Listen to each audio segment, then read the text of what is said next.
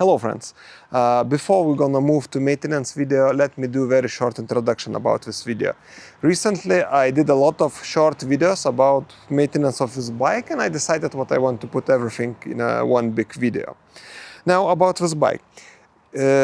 Maintenance on this bike is super easy, everything is accessible and mostly you don't need any special tools, maybe except valve clearance tool, but it's very cheap. And I'm gonna put the links to everything you're gonna need in the description. And one more thing. I was trying to find the service manual for this bike, but I couldn't. So maybe if someone knows where you can buy it or download it, please write in the comments. You're gonna be a hero. But I managed to find a slightly different manual. Basically, I spent maybe 5 hours searching on the internet about this bike. And I found what we sell this bike on India, and it is called a little bit different, CB125. And in general, it is the same bike with just small differences, like a little bit different screen, color of turning lights a little bit different. When it has Kickstarter, but I think engine is the same.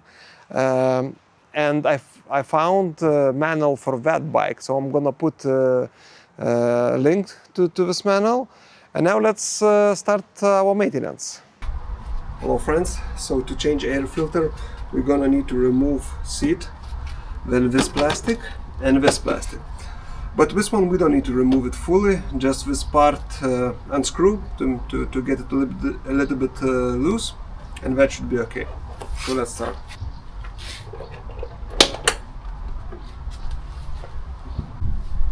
This plastic is held just by one screw and 3 plastic pins.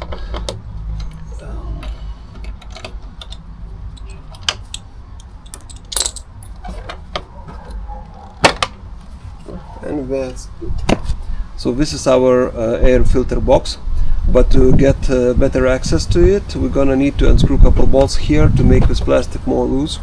And to do that, we're gonna need to unscrew this bolt. It's 10 millimeters.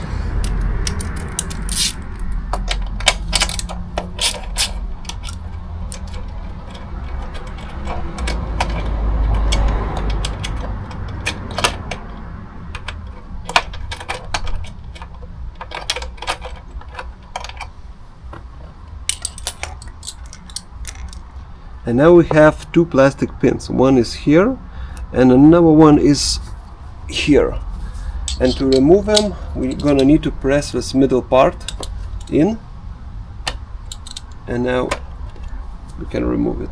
And to put it back, we're gonna make like this, and then put in and press this part. Now this one. Okay, now it's loose. Now this plastic is held by this part, so we need to push it a little bit forwards, and then we're gonna be able to move it to the side. But be careful because it's still connected here, so just do it very slowly and cautiously. That's it. Now should be enough space.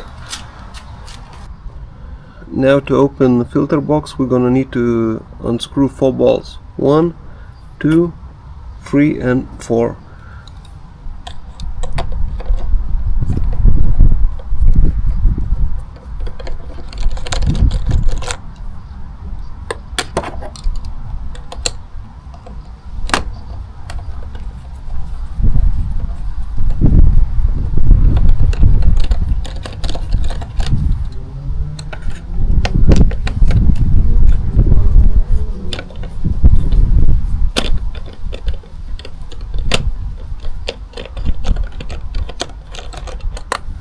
Now to access last one, you need to push your screwdriver through this hole, but mine is a bit too wide, so I'm gonna remove this rubber. And now I think, yeah, now I can access it.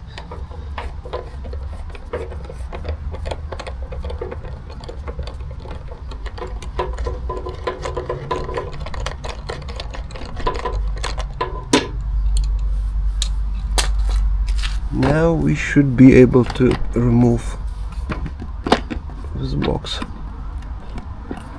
And this part you can turn just to give yourself more room. And now we can try to remove it.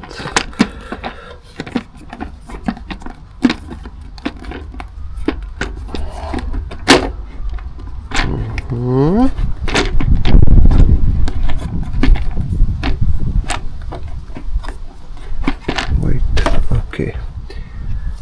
And it is really amazing what Honda did with plastic endings. Now you can't lose your bolts, which is like super useful. Great job. Okay, here is access to your filter. My filter actually looks very good because this bike just done only 1,000 kilometers, so I'm not gonna change that. Okay, let's put it back together. Now this part of filter goes inside here, and now it sits firmly here.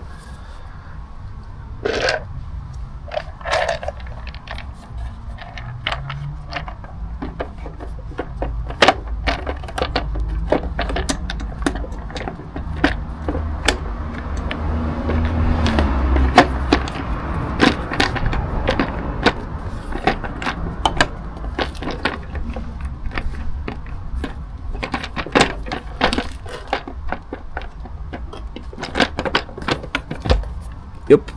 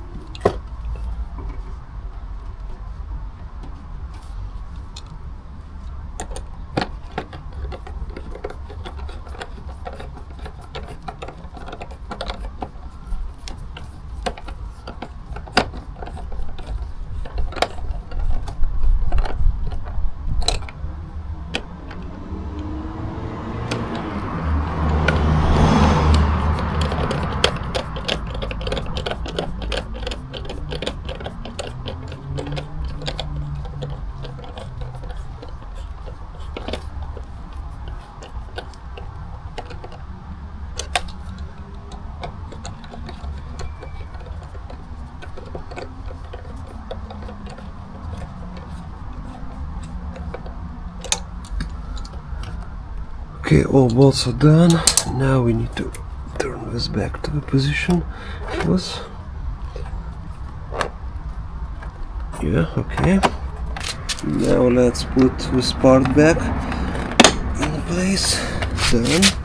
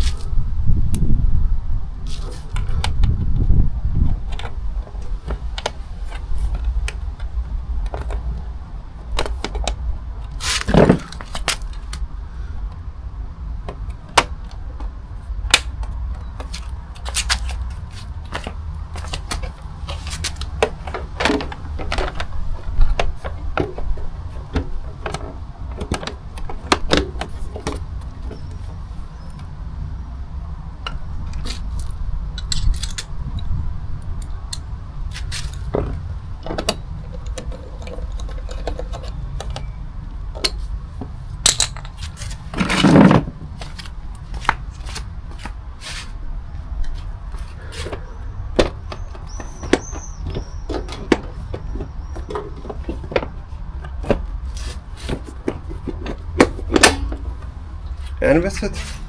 Hello friends, So in this video I would like to show you how to clean, adjust and lubricate your chain. There are two ways how you can do it. First way, easy for lazy people like me, or maybe if you are traveling and you don't have enough time, so you can clean only chain from here and maybe rear sprocket, and that's it. Or you can do a full clean. That means you need to access to the front sprocket, and to do that we're gonna need to remove seat, then this plastic, and then we'll get access to front sprocket.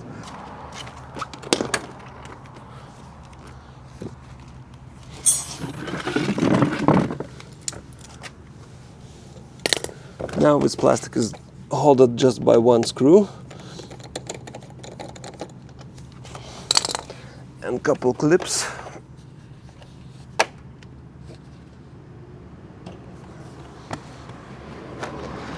And this plastic, it has two 8mm bolts.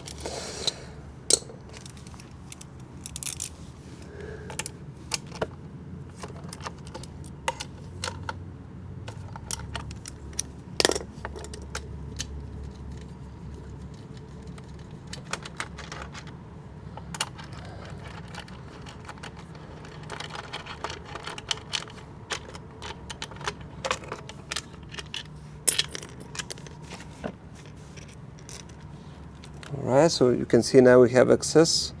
We can clean here and inside. Well, we have quite a lot of rubbish. And I only done 1000 kilometers and it's already quite dirty.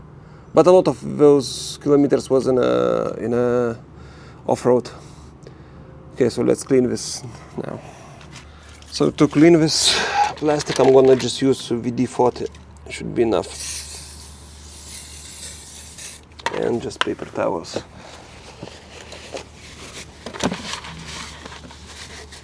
Oh yeah, quite dirty.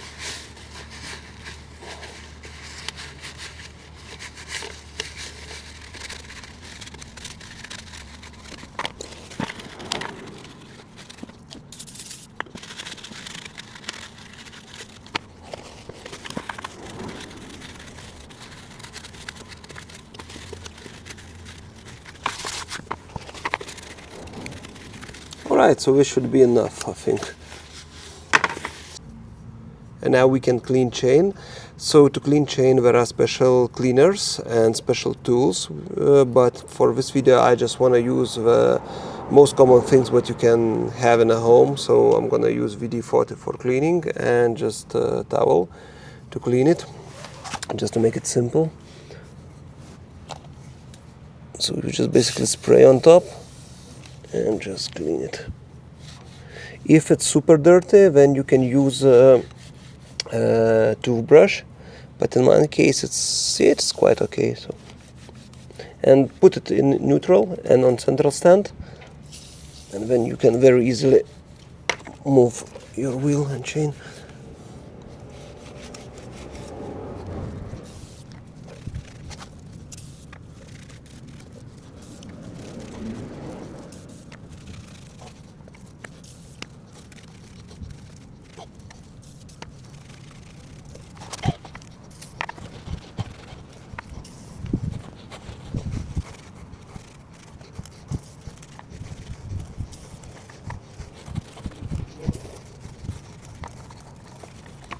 Okay, chain is clean. Now we can clean the front sprocket.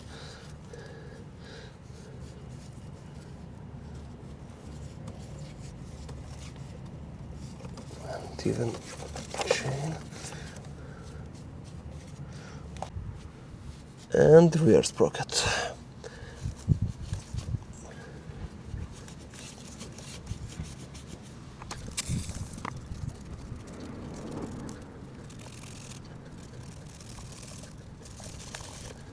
Okay, so we're done with the cleaning and now we can start to lubricate chain.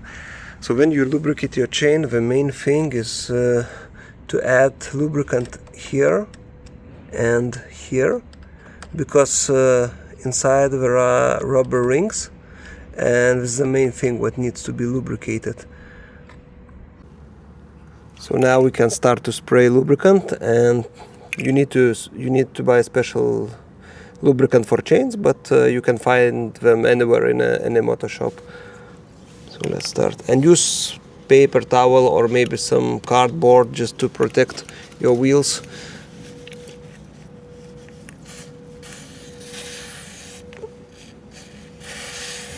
And maybe it's a good idea to mark where you started, but because this lubricant is it is like a white color, so it is very easy to spot where I started.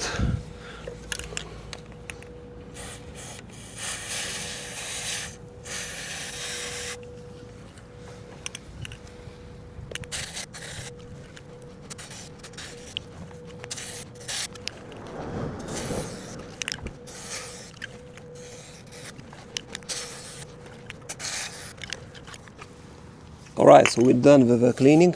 Now it is very important thing what you double check your tire, because sometimes lubricant can get on your tire and you may get in a crash. So just double check, or maybe clean it anyways, just in case, from your rim and tire. Alright, so chain is done. Now we can put it back together. Now it goes like this.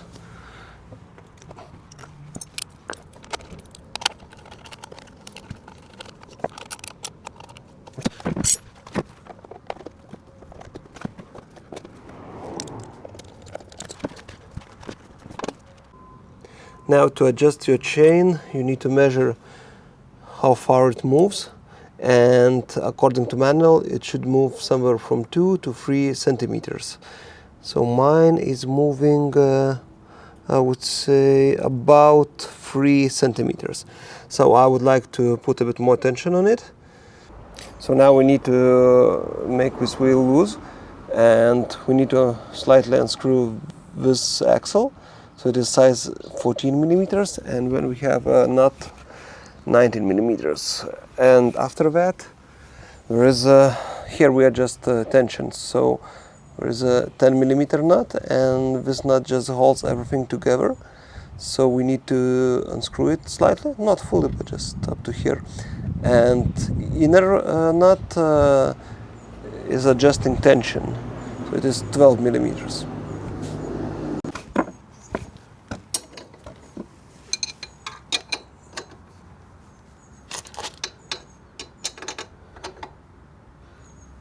No, this way.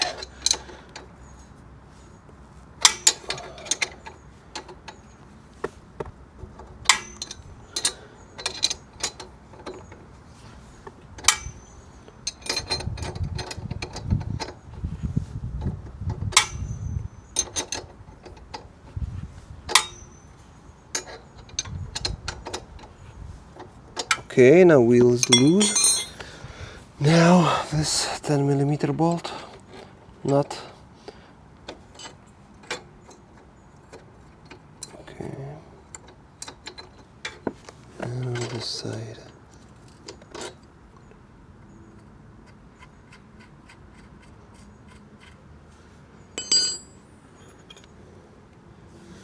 Now we can adjust tension, and if we go clockwise, then we putting tension. Well, it is 12 millimeters. 1, 2, and 3. Now let's measure.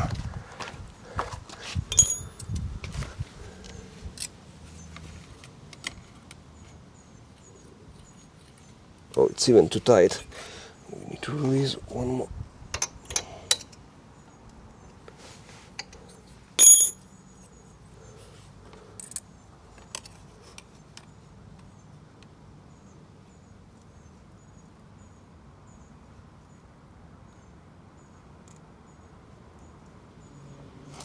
Okay, now I have 2 centimeters, which is perfect for me.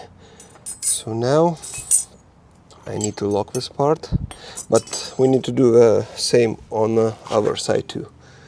But first let's lock this bolt.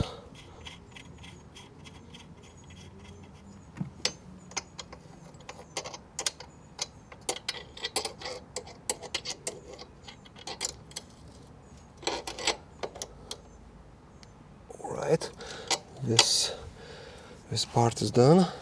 So now we need to tighten other side, and when you start tightening other side, on this and on that side there are like measuring lines, so you can check where is the markings here, and you should do the same on the other side, and that will mean that your wheel is straight.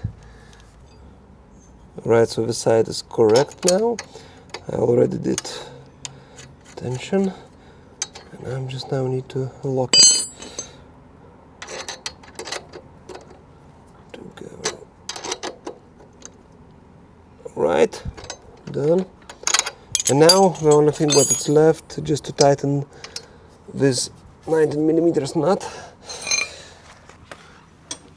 Our side is 14 and this side is 19.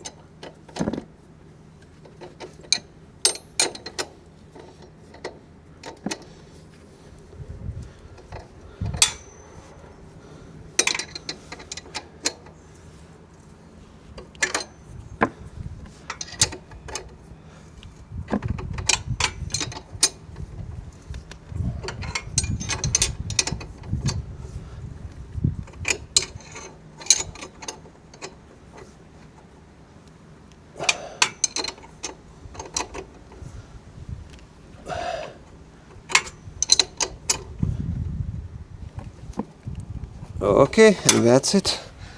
Hello friends, so in this video I would like to show how to change chain and sprockets on this bike, and we're gonna do it in the most simple way possible. So let's start. So first we're gonna need to access front sprocket.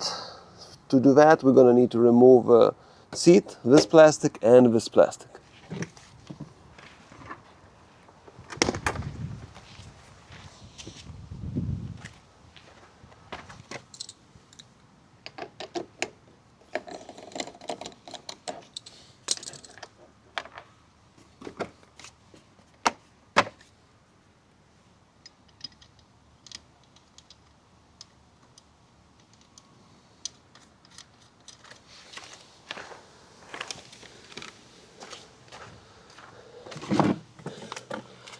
This cover is held by two 8mm bolts.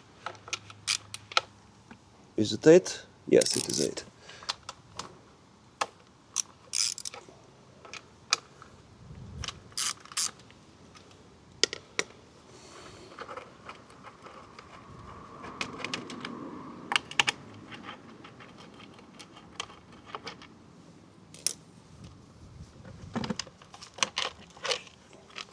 Right.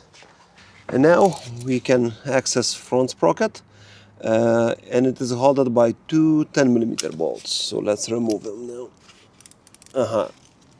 Let's put it in the first gear.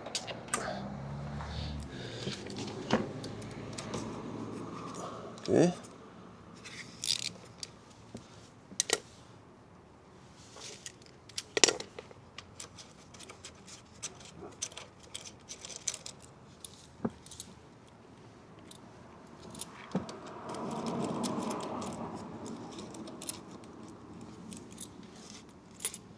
Now we need to remove this metal thing.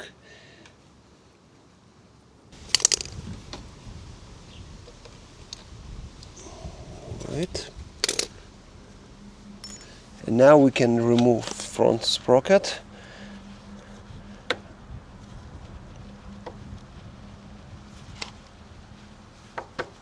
All right. So front sprocket done. Now we can remove rear sprocket, but usually people remove all wheel and then they remove sprocket. We're gonna do a bit easier way. We're gonna unscrew sprocket from here, from this position, and then I'm gonna take axle out, and then we can remove this separator, and after that we can remove our sprocket. Now sprocket is held by four 14mm bolts.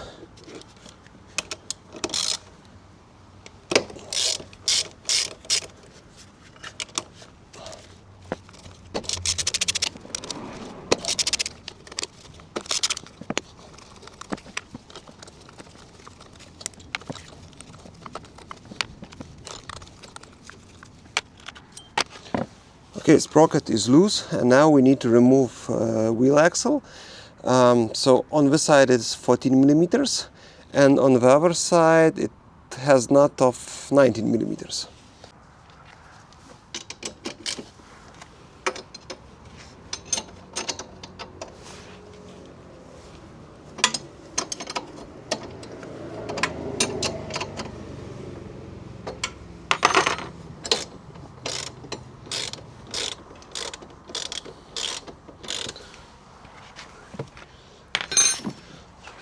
And it is a good idea to put something under your wheel just to support it.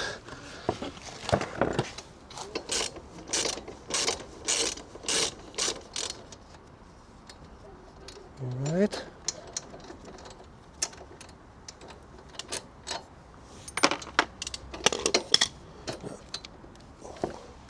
Now we can remove our axle. Now separator on the right side. Now we can move a little bit wheel and take this separator. It looks like this.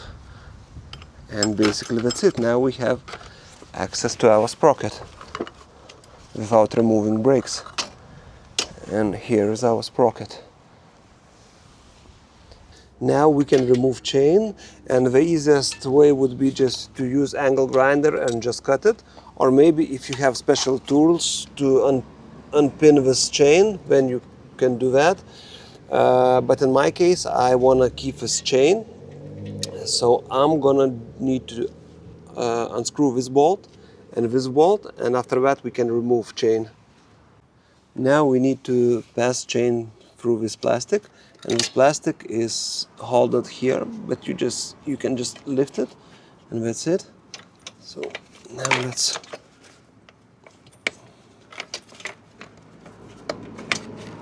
all right.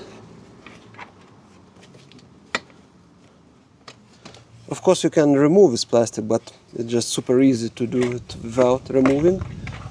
Now chain is here. Now this bolt, 14 millimeters.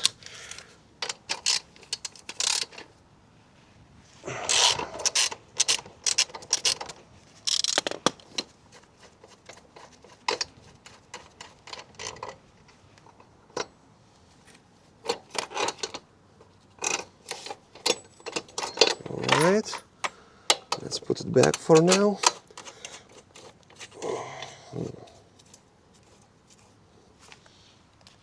And now last thing, we're gonna need to remove this bolt. It is 19 millimeters, but this bolt is very long. It goes to other side of bike, and it holds this suspension arm. So this is the end of that bolt from our side. It is 19 millimeters too. So I'm gonna use this tool here.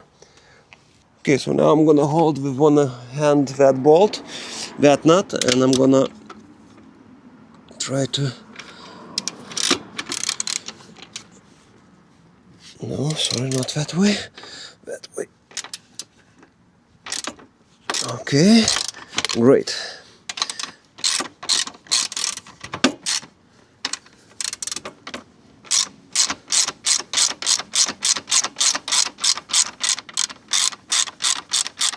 Maybe it would be a better idea to use this tool from that side, but... Alright, and now I can remove this bolt.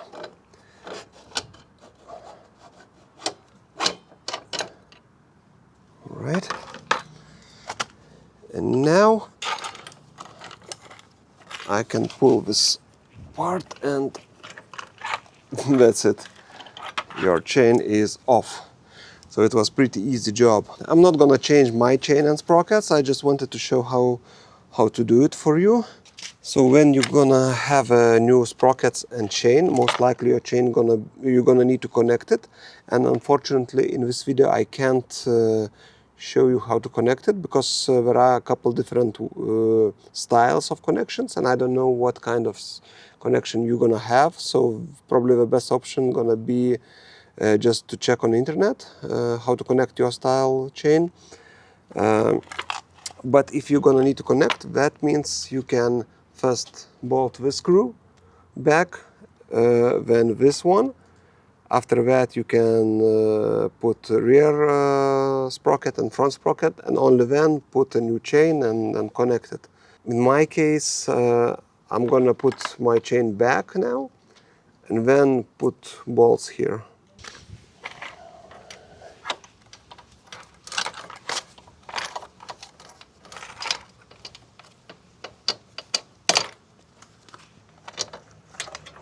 Right.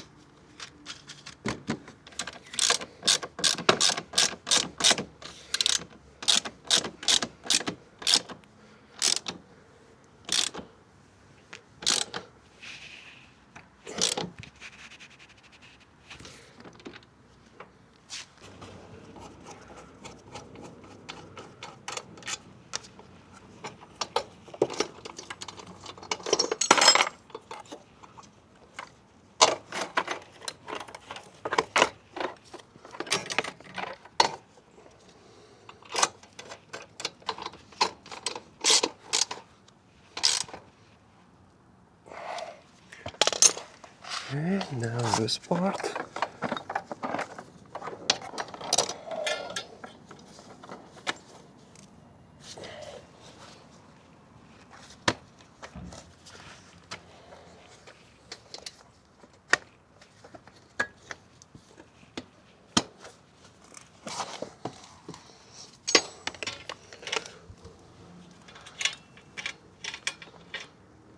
Alright, now we can put front sprocket. And you need to lock it in place with this metal thing you put inside and then you twist it. Wait, yeah, like this. And that means it can't move out.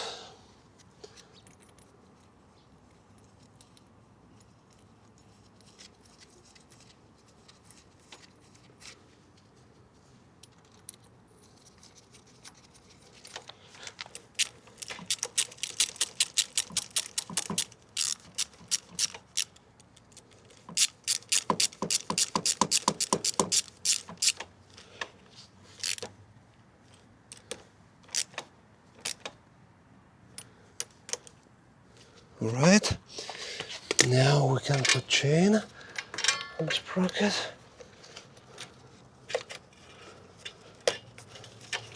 Alright, chain is on. And now rear sprocket.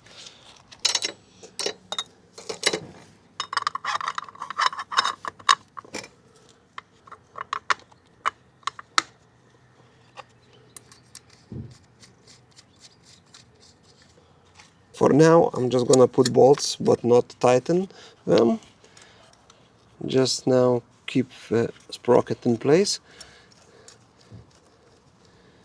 And now I want to put axle inside wheel.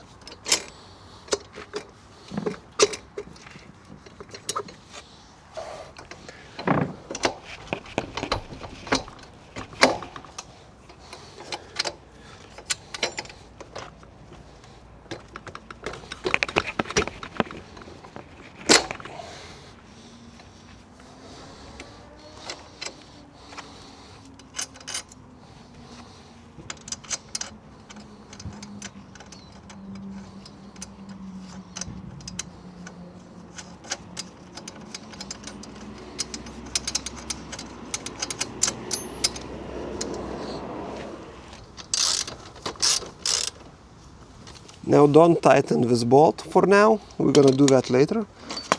Just enough to hold it in place. Now we can tighten our sprocket.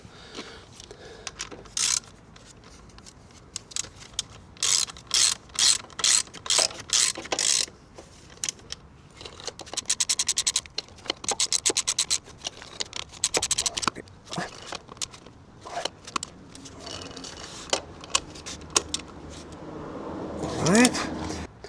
Now we need to unscrew these nuts maybe up to here to be able to push our wheel in, and then we will be able to put chain on a sprocket. So this nut is 12 millimeters and this one is 10.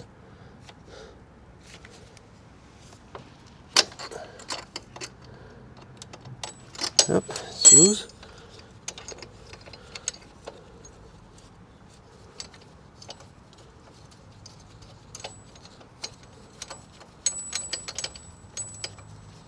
And same on the other side. Okay, so now we can push our wheel in and put chain on the sprocket. Oh, it may be better from that down.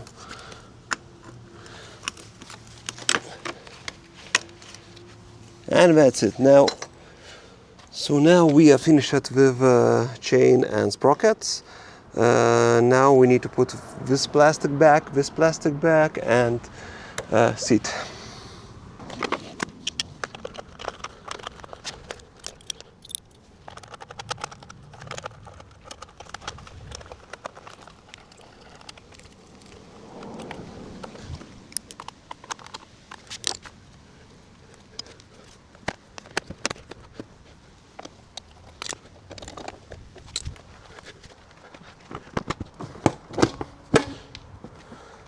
So we are done with the change, and now the only thing is left to adjust chain tension and wheel alignment. But I have a separate video in my channel, so feel free to watch that, and I'll see you in the next video. Hello friends, I would like to show you how to measure engine oil level. So to do that, first you're gonna need to put your bike on a central stand, then turn it on, let it idle for like 5 minutes, then switch it off, and then wait for a couple minutes. I already did that, so we can start to measure. This is where you measure your oil.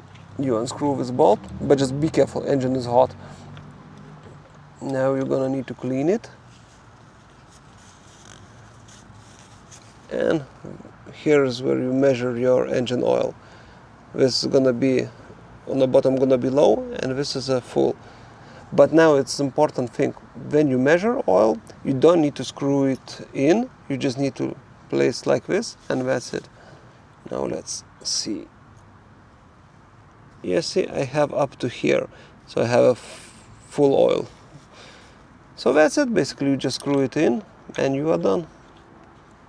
Hello friends, so I just reached first 1000 kilometers on this bike, and it's time to do an oil change. So let's start. Now to drain oil, we're gonna need to remove this bolt. It is 12 millimeters bolt. And then we're gonna need to change oil filter, which sits here. I need to unscrew these two bolts. We are 8 millimeters, and remove the stick.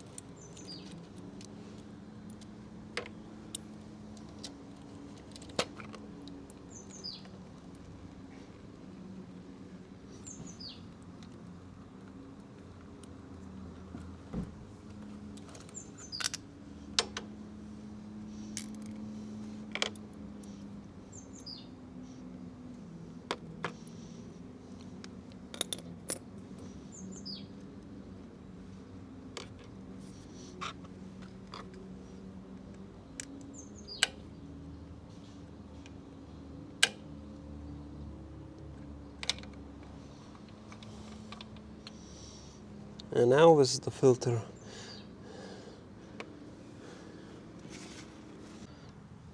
Okay, all oil is out. Now I should put this back. Perfectly, I should change this part, but it is brand new, so it will be okay.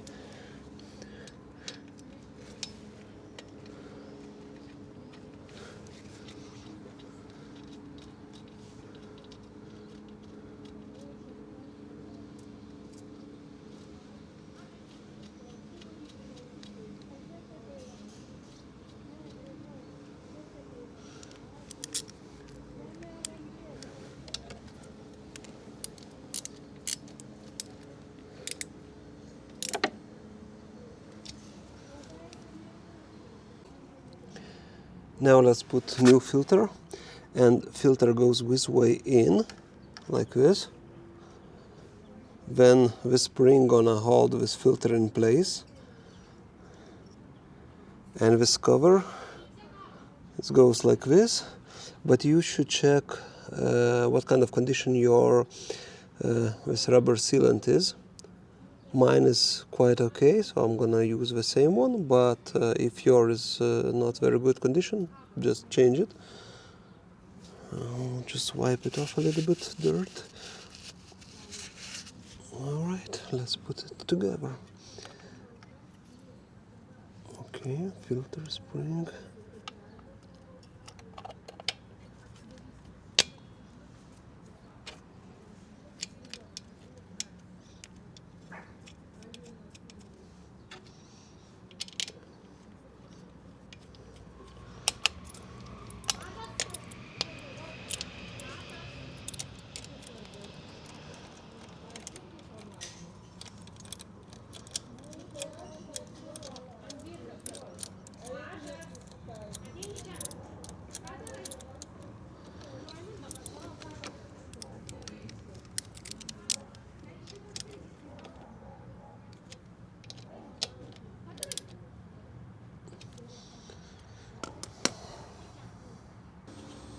And now we can start adding new oil.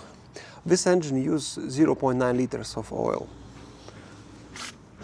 So I will add probably like 800 milliliters and then slowly top it off to the 0.9.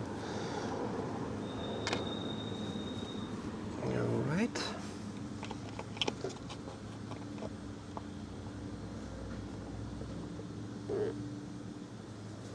That is beautifully looking oil.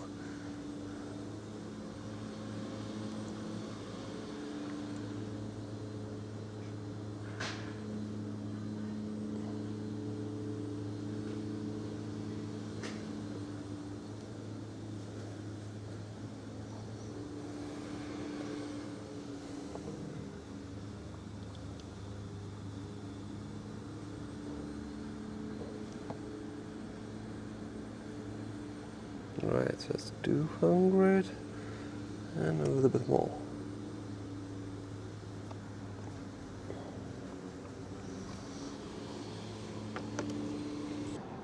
So now actually I added about 0.9 liters of oil.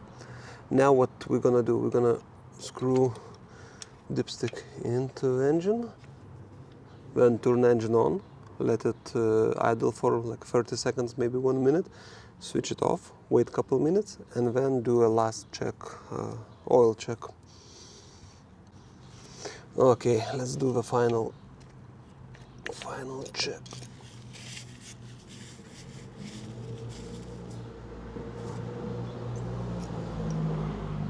By the way, when you're measuring oil level, don't screw your dipstick in, just put it like this and that's it. And yeah, perfectly up to the top. So now we're done with the change, and we're gonna need to reset kilometer counter. Service counter actually, not kilometers. Hello friends, so in this video I would like to show you how to set oil change counter and bike maintenance counter. And to do that we're gonna use this joystick. It's pretty simple. left, right, up and down. Um, Unfortunately, I already resetted my warning sign for oil change. But basically, if you're gonna need to change oil, you're gonna get like a orange line, and it's gonna be written something like it's time to change oil. But on this bike, you can reset it at any time, so no problem. We can do it now. All right. So now we need to press right. Now we have a like extra menu, and we go down till this sign, setting sign, then right, and then we have options here. You need to go to service, right, and then we have maintenance. You go right, and then we have two options: periodic maintenance. That means like, I don't know, like when you need to change spark plugs or do like basic inspection, and oil change. So let's now go, for example, to oil change. You press right, and now we have two options. Same gonna be for maintenance counter. We can set distance after which you're gonna get warning sign what you need to change oil, or you can set time. For example, like now is 2006, you can set 2007 June. So now let's try to set distance. For example, you go right on this screen, and now you can go up or down, and see, this is for example, I can set after 1000 kilometers to get a warning sign, and the maximum is 6000 kilometers. So according to manual, you need to change every 6000 kilometers, but because I'm gonna travel quite long distances on a higher RPM, so I'm gonna do at 3000. So now you can set, for example, I will set at 3000, and you don't need to press anything extra. You just go left, back on the screen, you exit this menu, and it's gonna be set. And you can set it, drive 1 or 2 kilometers, and go back to this part and see what is gonna be like 2997 kilometers. All right. Now we can set date, for example. So it's pretty simple too. You go on month, you go right, then you choose which month. For example, let's say October, and then it allows to choose which year.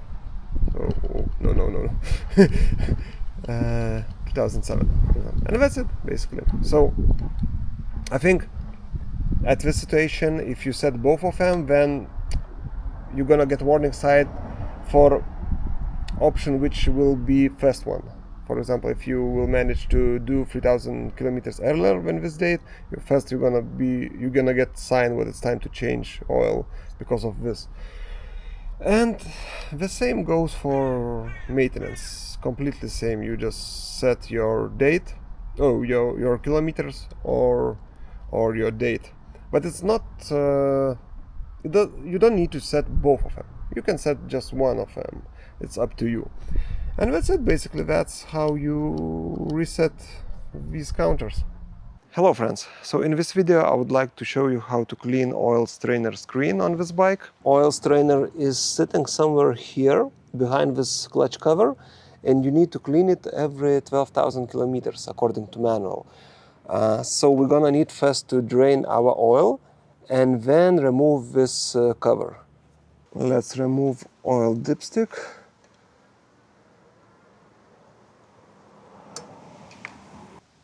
And this 12mm bolt to drain oil.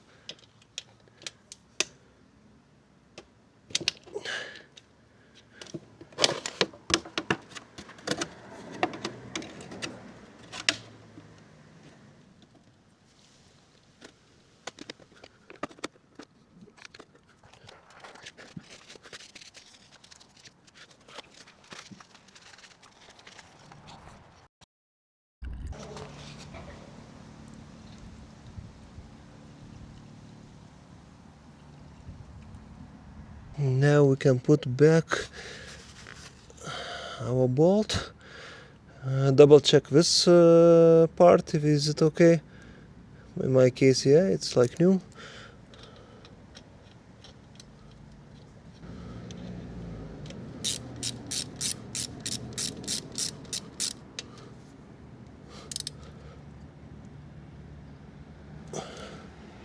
Let's put dipstick back.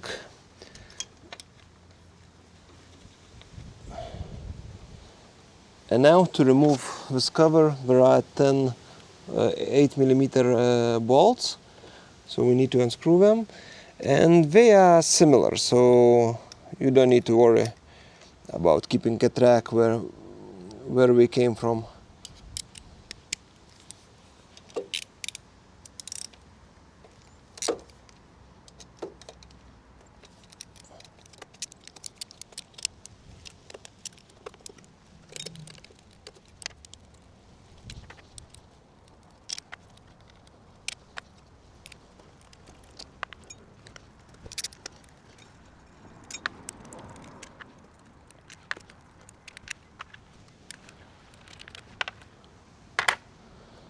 Okay, now we need to remove our clutch cable.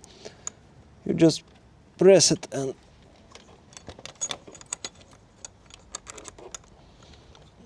push cable in, and yeah, you can see it's off. And now we can remove this cover. All right.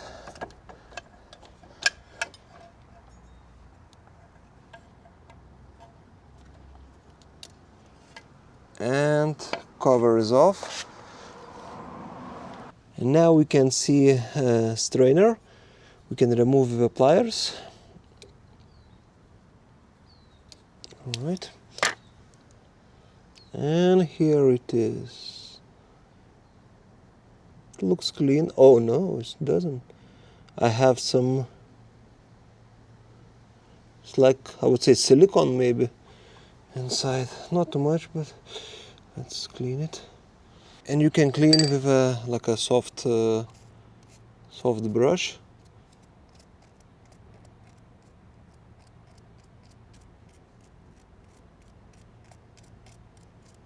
And maybe blow some air if you have compressed air.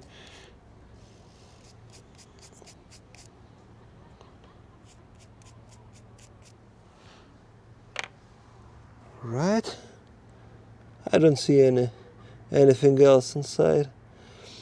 And this screener, this side is more narrow, this side is a little bit more wide, so you put narrow side in like this. But before that, I would like to take some paper and maybe clean inside here.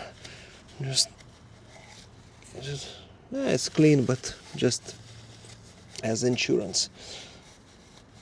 Right. Now let's put strainer in. Just double check. No rubbish, nothing. Before we're gonna put cover back, we need to change our gasket. And I bought new gasket straight from Honda dealership, and it was like €4.60, something like that, so very cheap. Now let's remove this one. Mine is, in my case, it's very easy to remove, but if you won't be able to remove, and use just a knife. Sometimes it may stick a little bit harder, so just use a knife and that's it. All right. Let's just clean here and just double check, is it clean?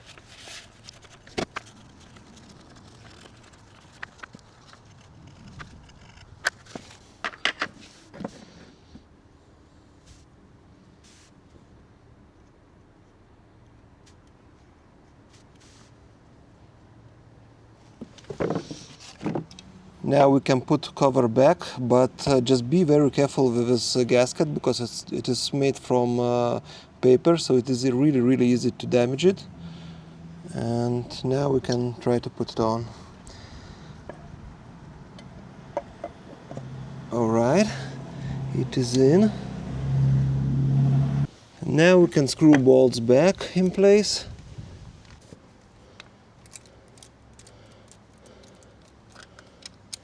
As I mentioned before, they are completely similar, so you can You don't need to track order.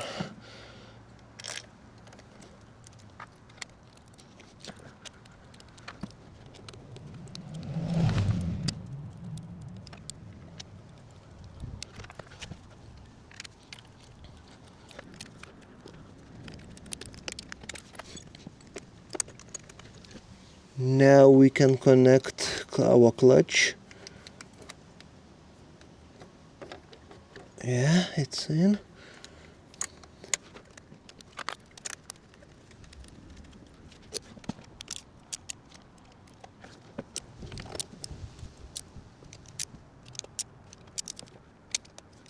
And now the last thing left is just to fill up engine with oil. I'm gonna use my old oil because I changed it quite recently.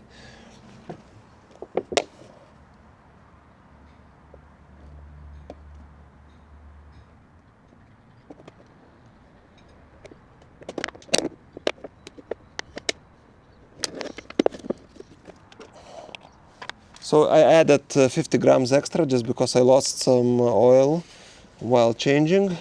And now let's do a final measurement and see how it looks. And when you measure oil, you don't need to screw dipstick back, just place it on top like this and that's it. Oh yeah, it's perfect, full of oil, up to full I mean. Alright, so basically that's it. Well, the only thing left is just to clean engine from oil and we are done. So see you in the next video. Hello friends, so in this video I would like to show you how to adjust valve clearance on this bike, and it is possible to do it without removing plastics, but it's gonna be a bit tight, so I think when you're gonna do it for second, third time you can do without removing plastics, but for first time it's just better to give ourselves a little bit better access and view. So we're gonna need to remove this plastic from both sides, and then lift our tank a little bit just to get a better view.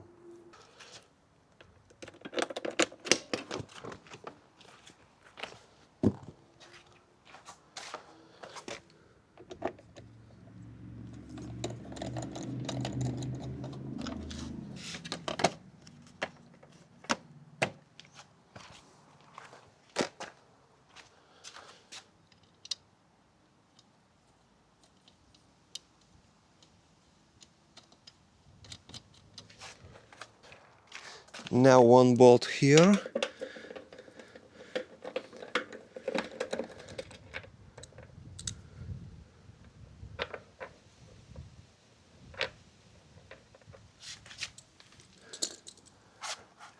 And now you need to unlock this place here.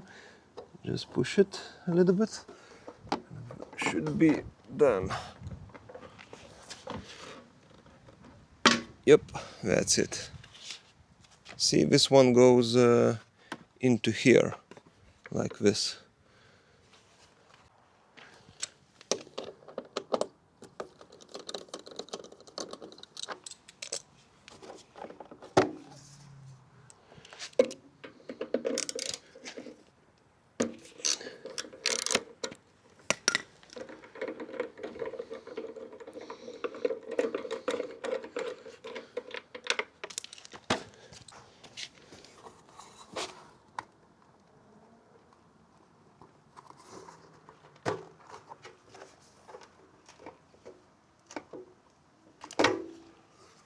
Right. Now we need to unscrew this bolt, but just this one, and slightly lift our tank up.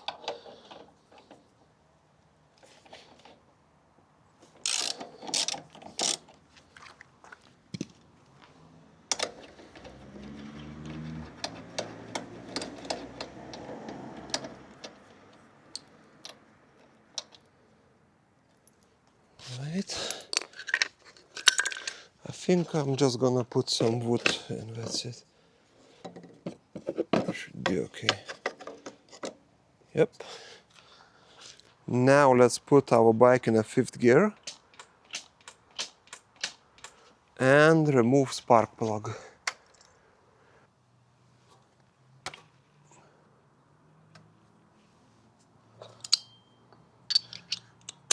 you're gonna need to size 16 for this. Is it? Yeah, 16.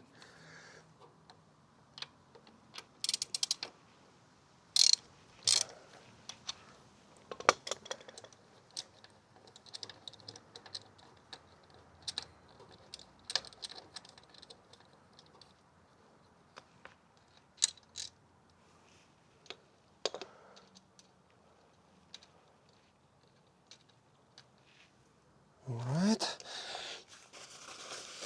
And now it is a good idea just to put something here, just to avoid some dust going in cylinder. I'll just plug it like this and that's it.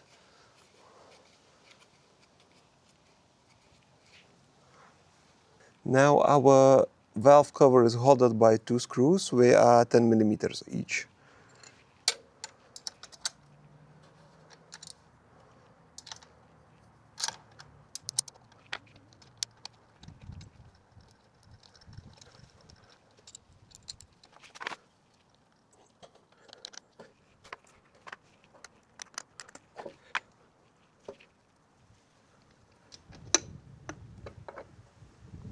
Now both bolts are same size, so it doesn't matter which one you're gonna put in.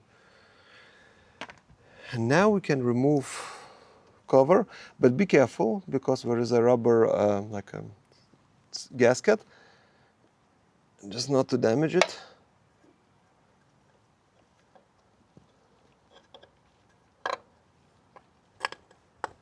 Okay, so if you're gonna see what your gasket is cracked or very, very hard, maybe it's good to replace it, but mine is pretty new, so I'm just gonna keep. Now, just one quick tip. If you're gonna decide now what you wanna go for a coffee or to eat something and gonna leave bike for like 15-20 minutes, it's just better to put something on, maybe paper or just a plastic bag, just to avoid some dirt going in the engine. And it's a good idea to put valve cover in a plastic bag too, just to avoid some dirt. Now, before we're gonna start to adjust our valves, we need to put valves in a neutral position. That means what they are not under tension. And to do that, we're gonna need to turn our rear wheel forward direction, and this wheel gonna move too. So I'm gonna move it, see? And now, on this wheel we have markings. I don't know how we're gonna look on a camera because of a camera angle, but basically we need to mark this part with here, and on the other side gonna be the same marking. We need to mark it here, and when you see those two markings, same on the other side, we're gonna need to show to the valve directions. So I'm gonna turn, and that's it. Now this marking aligns to this place, this one here, and these two goes to the valves, same here. So this is the correct position. Another way how you can check, you can move a little bit valve, and it should move slightly, just a little bit, on this side and on this. If one of those valves would be under tension, you couldn't move them. To adjust valves, you're gonna need a measuring tool like this. I'm gonna put a link to this tool.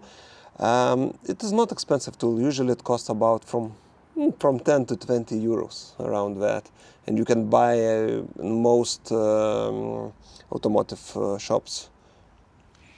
And now to align, this valve is exhaust valve, as you can see, and this one inside here is a intake valve. So exhaust valve should be 0.2 millimeters, and the intake valve should have a gap of 0.08 millimeters. But my bike is new. This bike just done 1,000 kilometers, so most likely it's gonna be spot on. But anyway, we're gonna try to adjust something just to show you how you need to do that. So let's measure now. 0.2, and you need to stick this between valve here, and it should have some resistance there. Yeah, but you can still move it. Actually it is 0.2, spot on. And now for intake valve 0.08. That means this one. Let's do like this. Just double check, are you holding just one? Because they are very, very tiny, so sometimes you can take two of them. This is just definitely one. Okay, 008.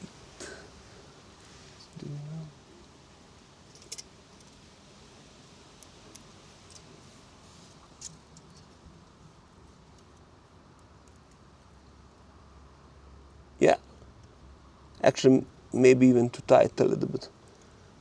No, yeah, it's okay. So to adjust valve we need to turn this bolt, but first we're gonna need to untighten this bolt. It is 9 millimeters and it locks everything together. So when you're adjusting, you need to turn this bolt. If you do it clockwise, that means gap decreases. If you do anti-clockwise, that means gap increases. And now, before it was 0.2, like a perfect gap, what it should be, but now I made it up to 0.3, just to show you how to adjust to normal gap.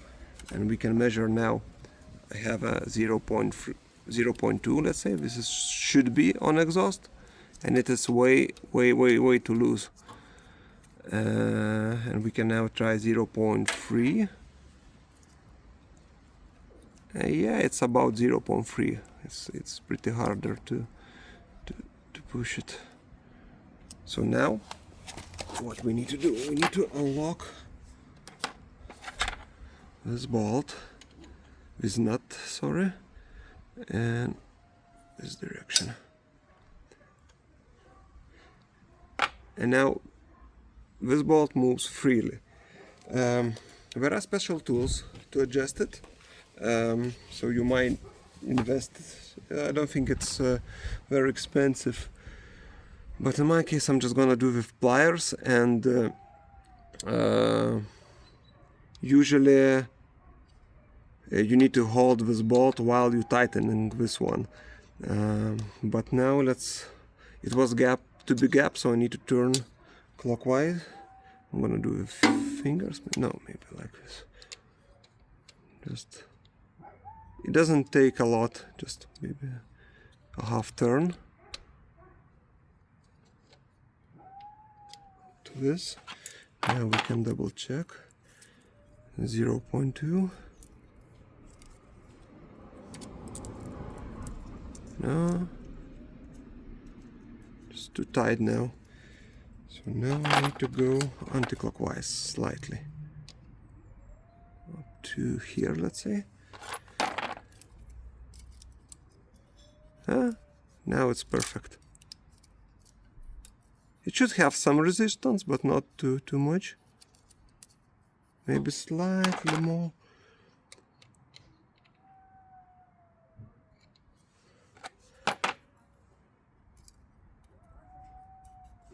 Perfect. Now I need to lock this bolt, but in the same time I need to hold this one. My pliers are probably a little bit too big for this job. Would be nice to have a smaller ones, but we're gonna manage to do it.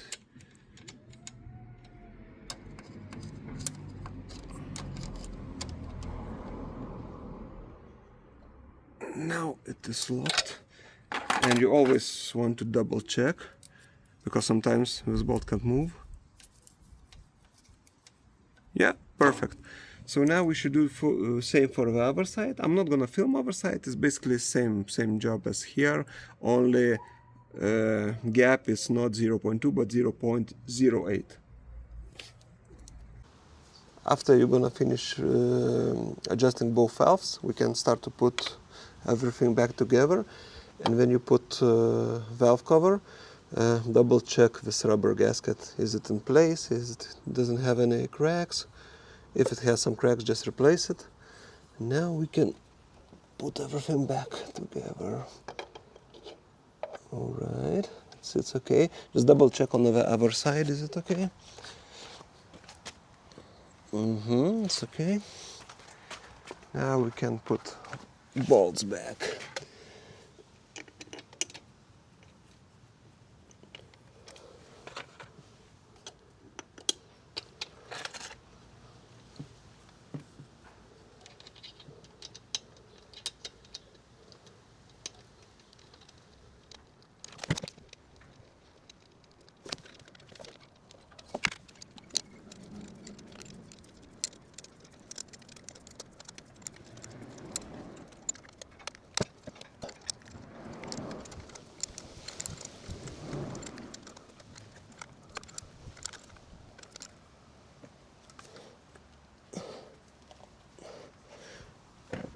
Now spark plug.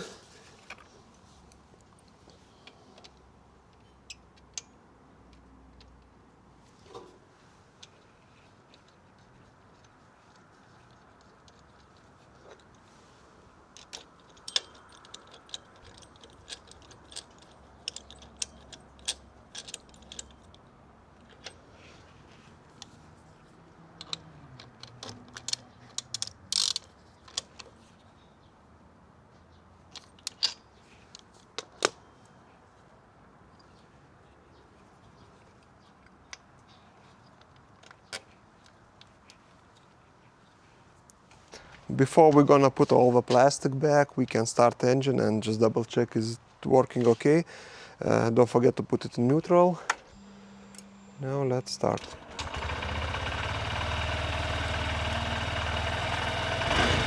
Yeah, it sounds good. No strange noises. So now we can put all the plastic back.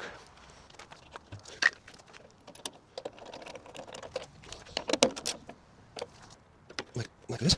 Now this one. Wait.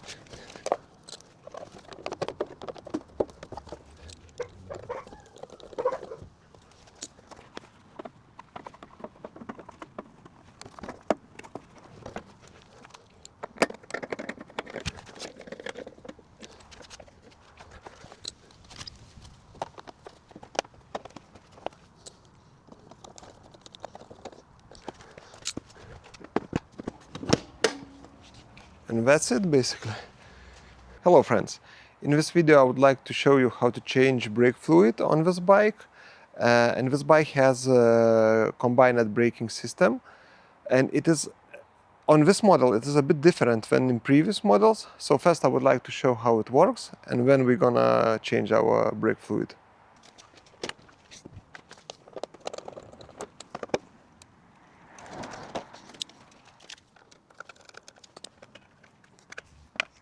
So front brakes on this bike work as a usual front brake. You press it and front brakes engages. But when you press rear brakes through this linkage and this rod, it engages rear brakes, but in the same time through this cable it engages front brakes. And that cable goes to front brake lever.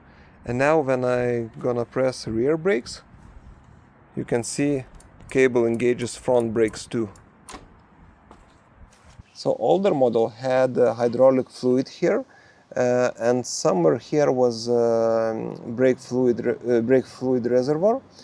This model has only cable. I don't know which system is better, but now we only need to bleed our front brakes and that's it. Now put your bike on a central stand and just put your handlebars in a straight position. That will keep reservoir quite straight. And now it is a good idea just to put some paper around this reservoir, because brake fluid is really bad for paints. So it's better just to avoid some drops. Now we can open those two bolts, unscrew it.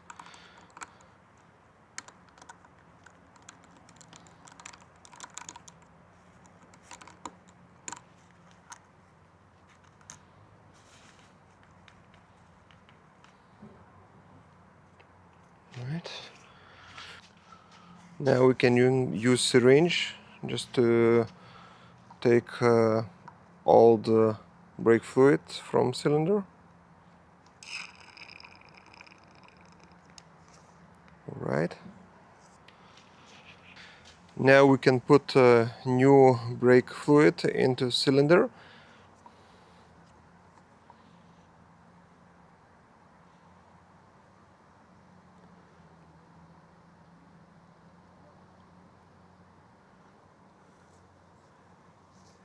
Throughout entire bleeding process, we're gonna need to make sure there is always brake fluid here. So we're gonna need to top it off every time, because if it runs out of brake fluid, it's gonna suck air into the system, and we're gonna need to start everything all over.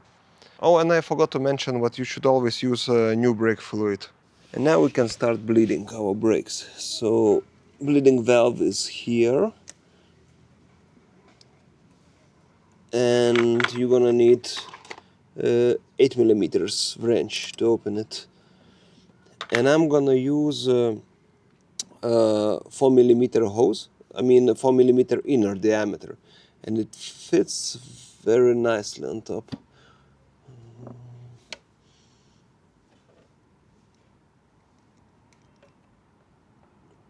Perfect. Now we're gonna do this kind of system. I'm gonna put this bucket.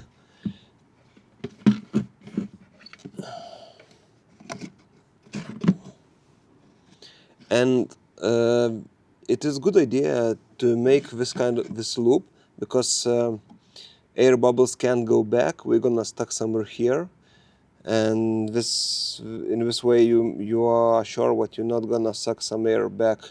Now process gonna look like this. I'm gonna need to press couple times brake lever, and then hold just to pressurize the system, and then hold on my brake, and in the same time open this valve, and then brake fluid gonna start to flow. And when it stops to flow or slows down to flow, I'm gonna need to close valve, and then again pump my brake to pressurize system, and hold on brake and open, and repeat it until I'm gonna see no bubbles in this hose, and until I'm gonna see new brake fluid. So if you have a quite old brake fluid, you're gonna see the difference in color. The new brake fluid gonna be way lighter, but in my case, my brake fluid is pretty, like my old brake fluid is pretty new, so I'm probably not gonna see any difference in color. So I'm just gonna keep pumping until I'm gonna see no bubbles, and this will be okay. Now hold on brake lever and open. Yeah, and I can see brake fluid is flowing. Stops to flow. I will switch off valve, pump, hold on brakes, open. And we're gonna need to repeat until we see no bubbles.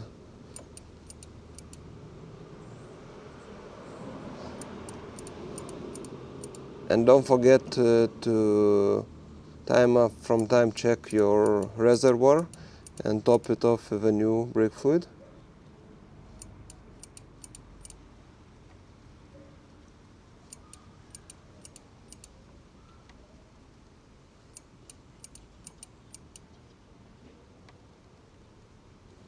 Now let's top our reservoir. All right, and let's continue.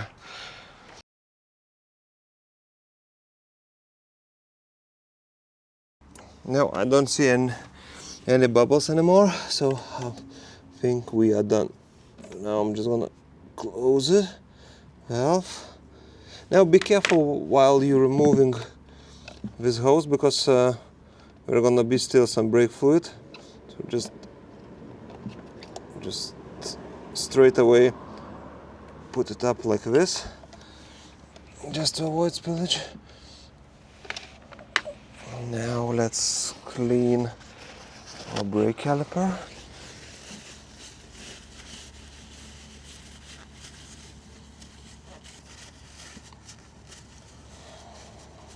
Now we can check our brake lever, and it feels really good. It doesn't have any sponginess to it, so we are done with bleeding. And now we just need to top our cylinder with brake fluid to about this level. Maybe a little bit more, up to here. Okay. Now let's put the back cover.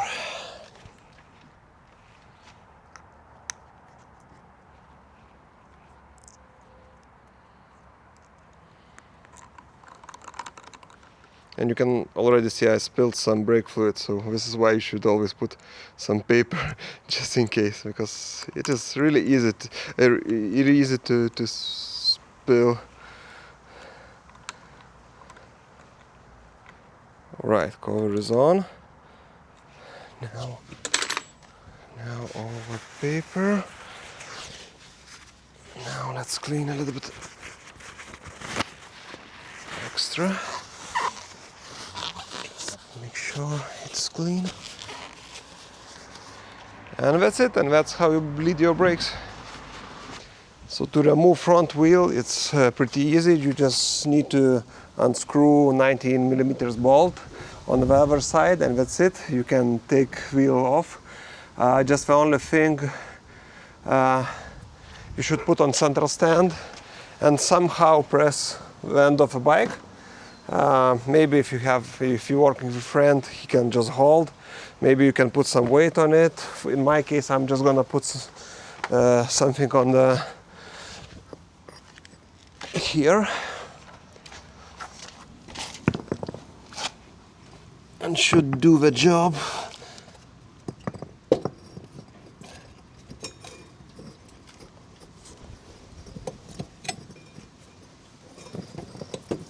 Well, like this will be okay. Now remove this rubber, and here is 19mm nut. On the other side it is 14mm.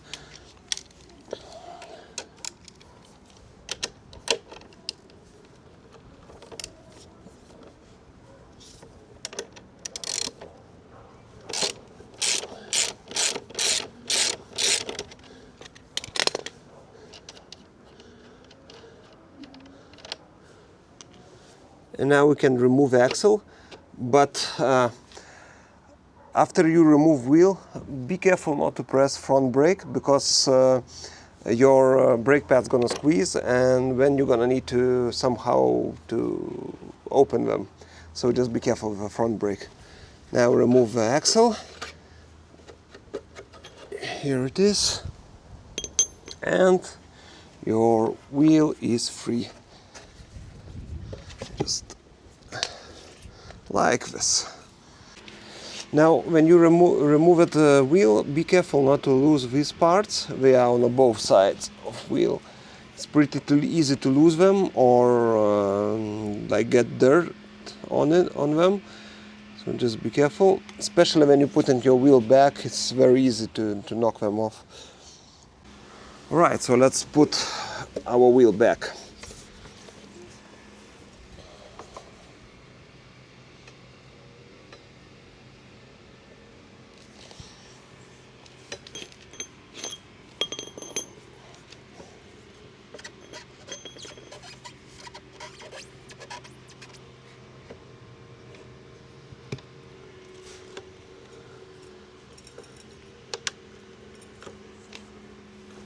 Right, now axle.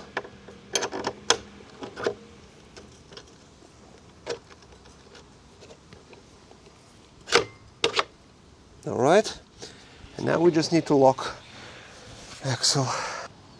Now we can lock this nut.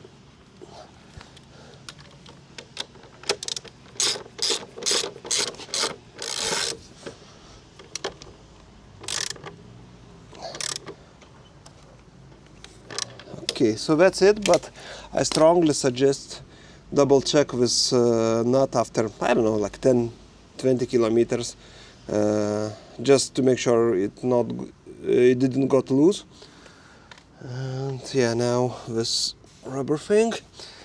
And one more tip, I always clean my brake discs after doing this job, just in case, you know, you got some oil or dirt or something on your fingers and you touched your brake discs. So just, you know, super easy thing to do, just to avoid any problems. So that's it. Hello friends, so in this video I would like to show you how to change front brake pads on this bike, and to do that we're gonna need to remove these two bolts. It is 12 millimeters. We hold caliper, this 8 millimeter and this 8 millimeter bolt.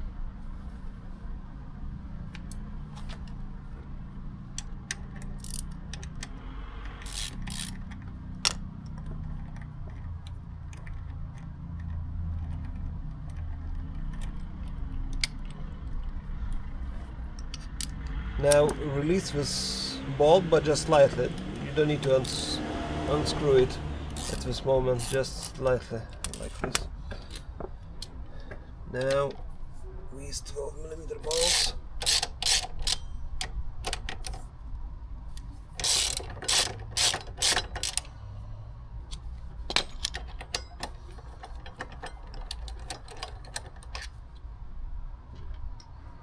Now would be a good idea to tie caliper to the frame, just to avoid putting tension on the hose, but I will use just this bucket.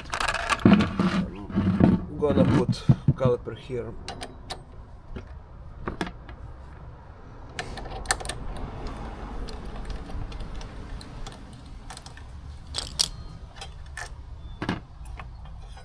Alright, so here are the brake pads. In my case they are a completely new one. It's just done 1000 kilometers, so I'm not gonna change them, but I just want to show you how to do that. And they are held in place by this bolt, so we need to remove it. It is 8 millimeters.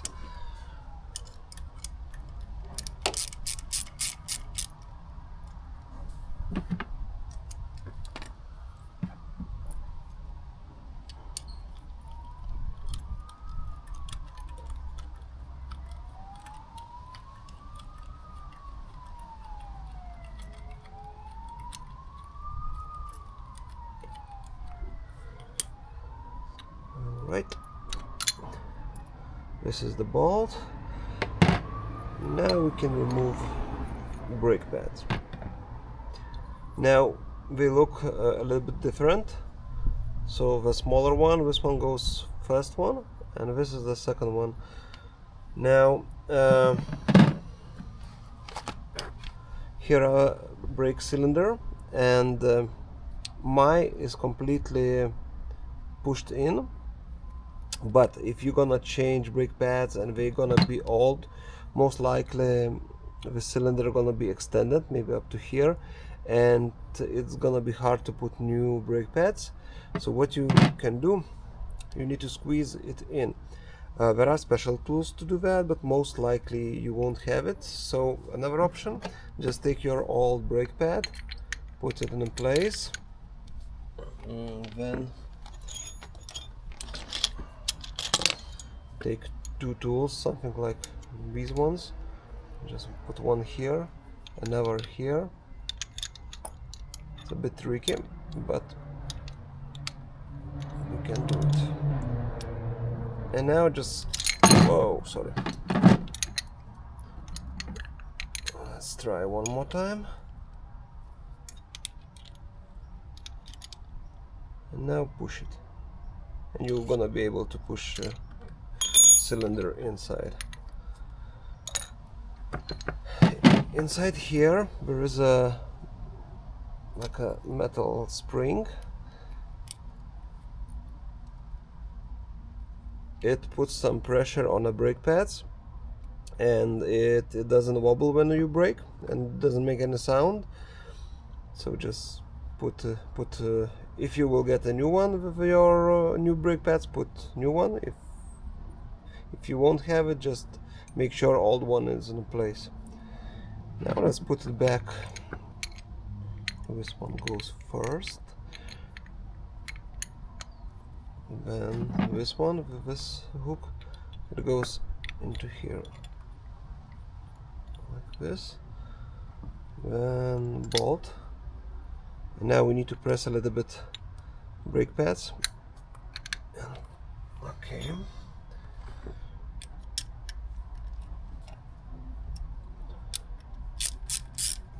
Wait, I need to push a little bit more.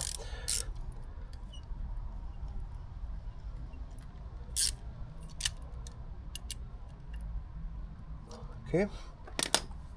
Now just extend your brake pads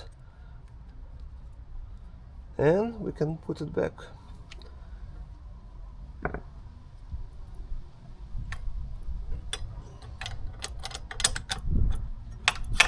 Right.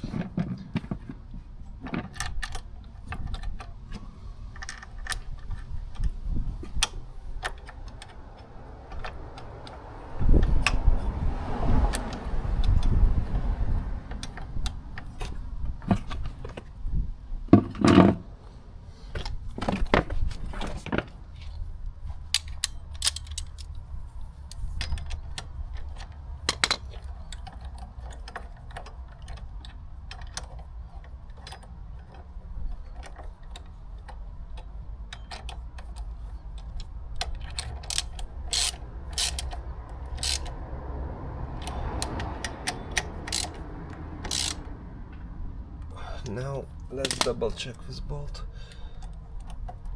Yeah, it's okay. Now we have left only this bolt.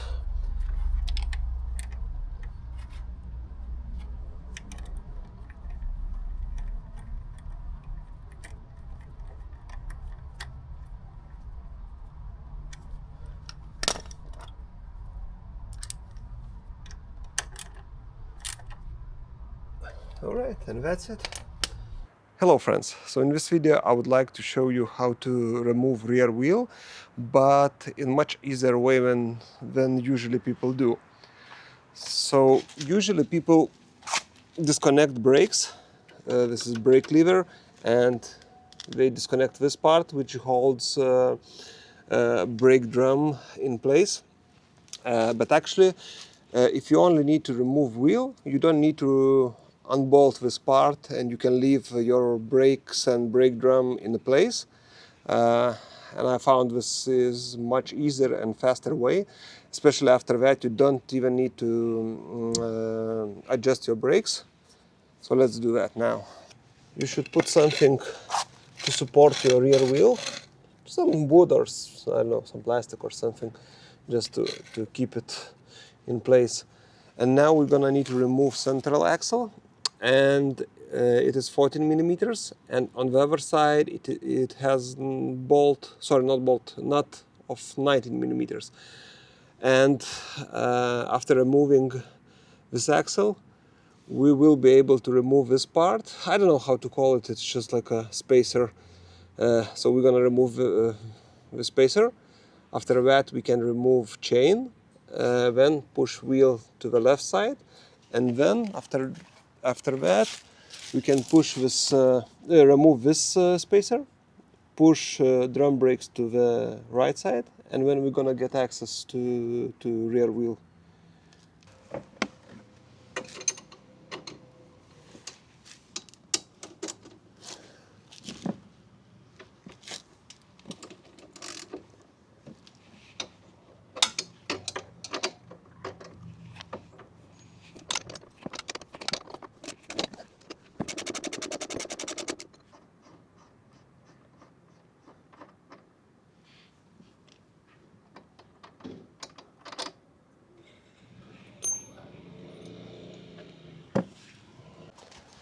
Now we can try to push axle out.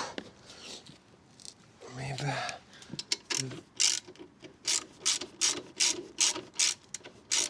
I'm pushing with one hand from that side and just turning the axle and it should come off.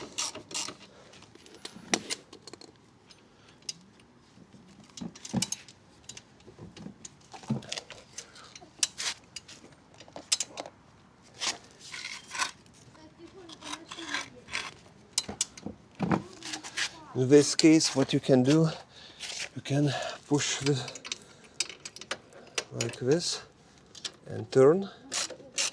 It should come off. Yep.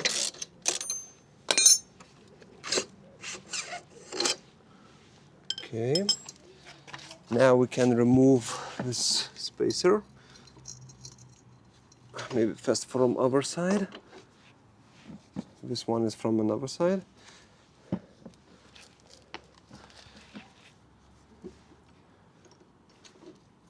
Now this side. Chain.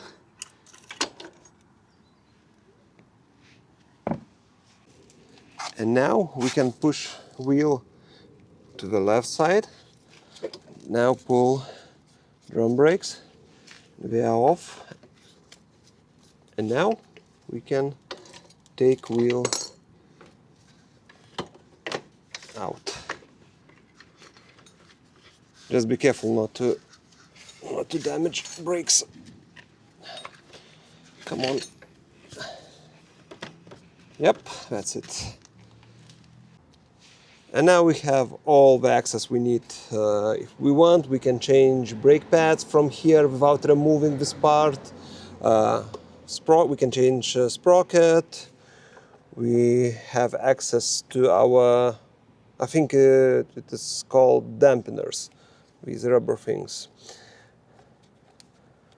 Okay, so now let's put everything back together, and it is a bit easier to do that with this part removed.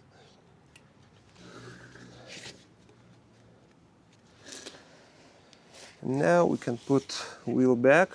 Just be careful not to bend brake disc. Okay, now put brakes in.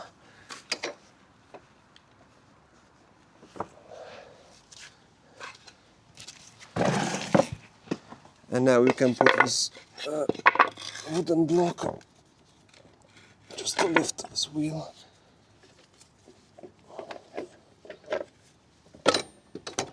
Alright, brakes are in.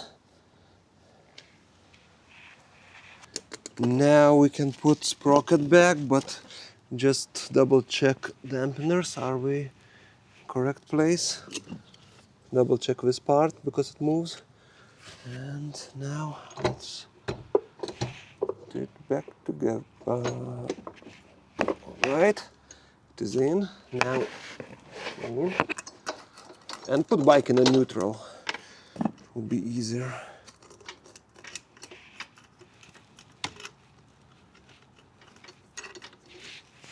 Now just push back.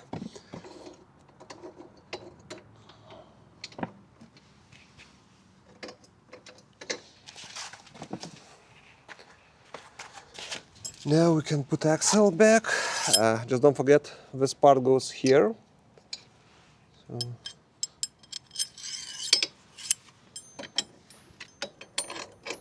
Now this spacer goes in, but this spacer goes inside this rubber.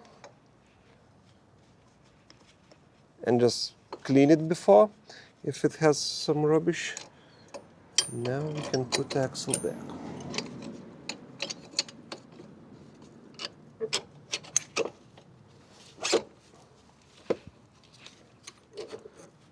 Right, it is in on this side. Now let's do another side. This side most likely gonna be a bit harder to do that. Okay, so let's push axle in. Oh, wait, too much.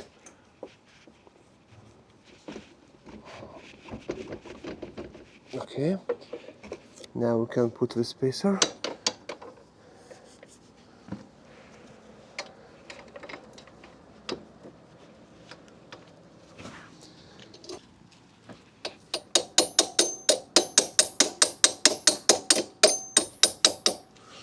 Okay, axle is in the spacer, and now we need to manage to press that axle in this hole. It's gonna be probably a bit trickier.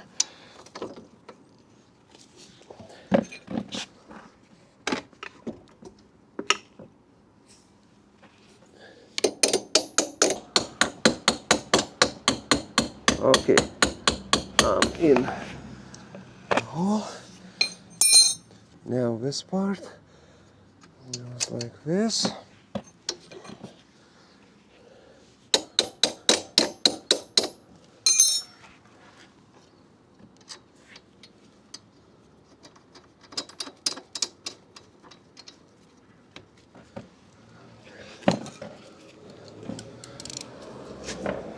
Can remove wood block.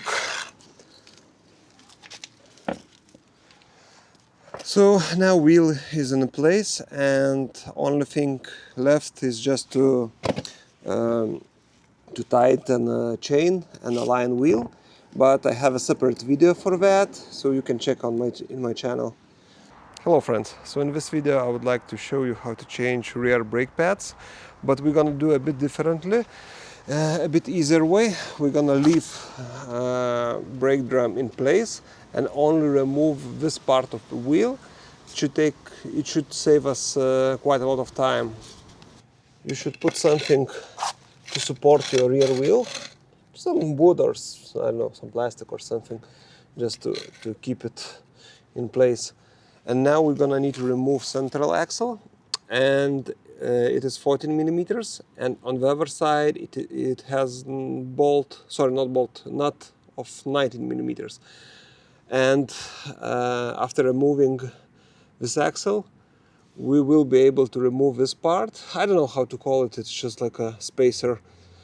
So we're gonna remove the spacer. After that we can remove chain, then push wheel to the left side, and then after that we can push this, remove this spacer, push drum brakes to the right side, and then we're gonna get access to rear wheel.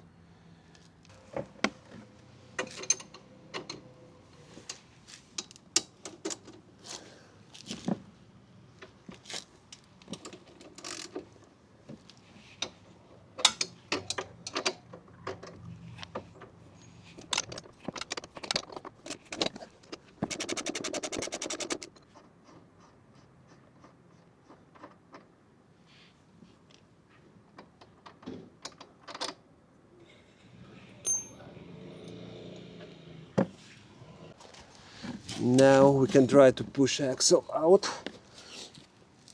Maybe.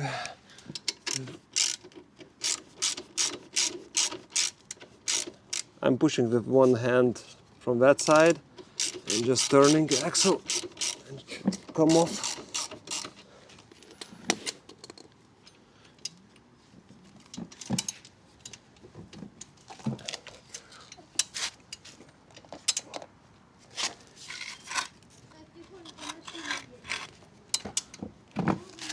In this case, what you can do, you can push this like this and turn. It should come off. Yep.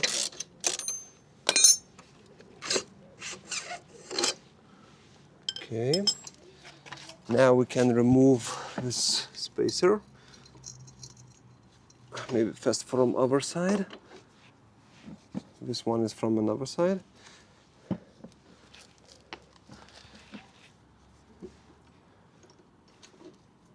Now this side. Chain.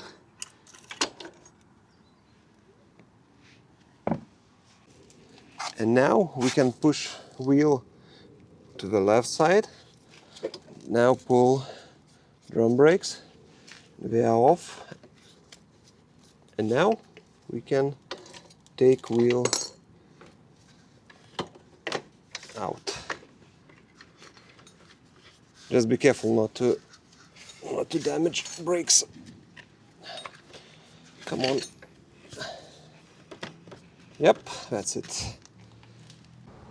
So now we have full access to our brake pads, and they are from two pieces, and they are held only by these two springs and this part. So to remove them, it's super easy. You just need to push them apart, and that's it. Your brake pads are off. So in my case, they are completely new, so I'm not gonna change them. But when you're gonna change old ones, you're gonna probably get like this. Maybe you're gonna get new springs, or maybe you're gonna reuse these ones. So to put pads on, you just need to put the springs in places. You don't even need pliers. It's super easy to put them in place. Like this. And this. Okay. So now we need to put them like this part into here,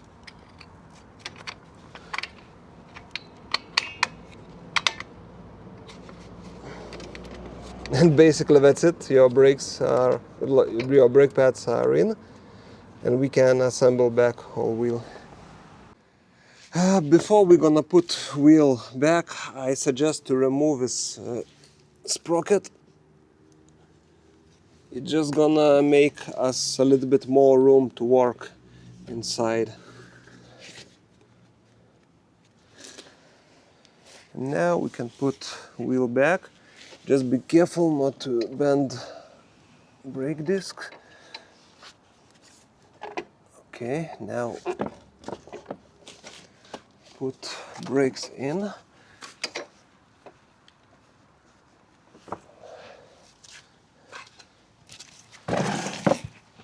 And now we can put this wooden block just to lift this wheel.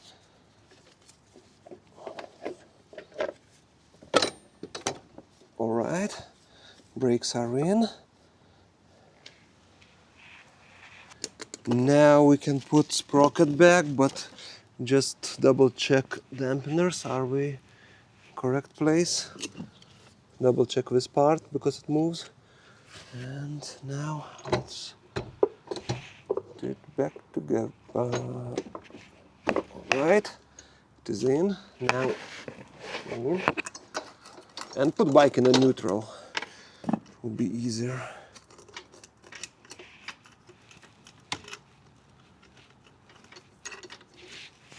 Now just push back.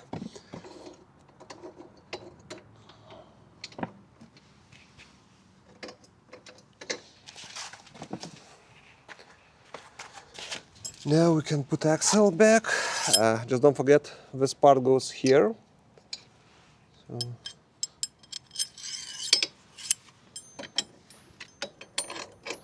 Now this spacer goes in, but this spacer goes inside this rubber. And just clean it before if it has some rubbish. Now we can put axle back.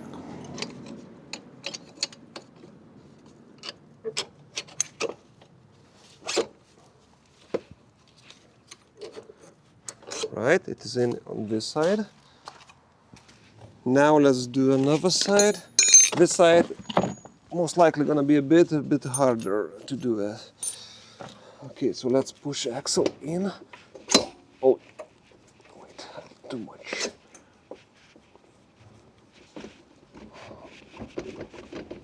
Okay, now we can put the spacer.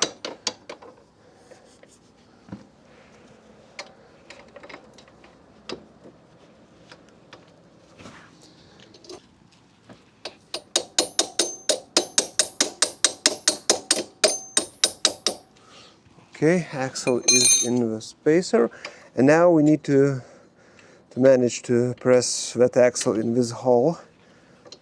It's gonna be probably a bit trickier.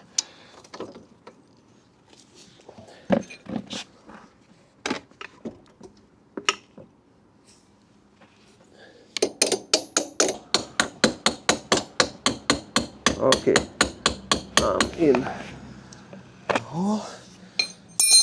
Now this part goes like this.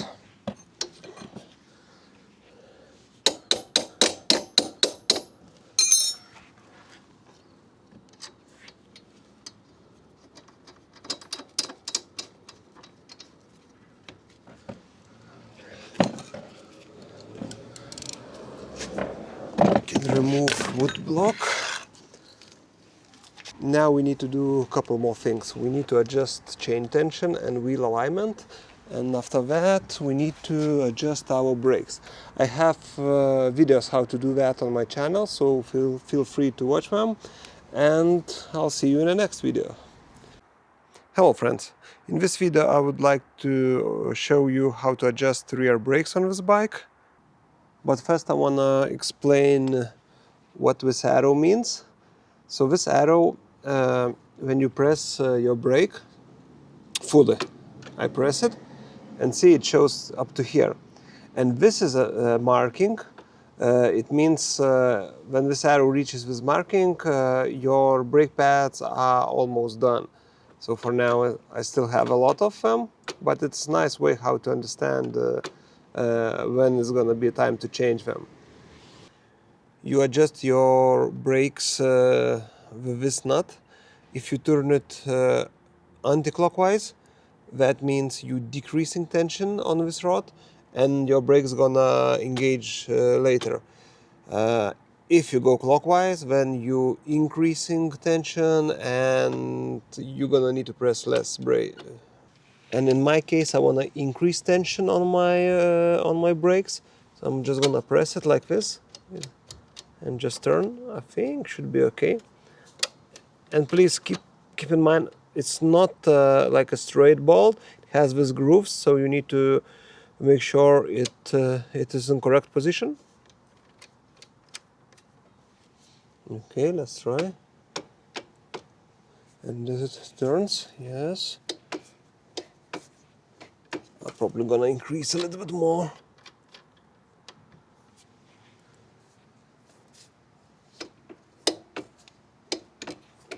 Yeah, should be fine.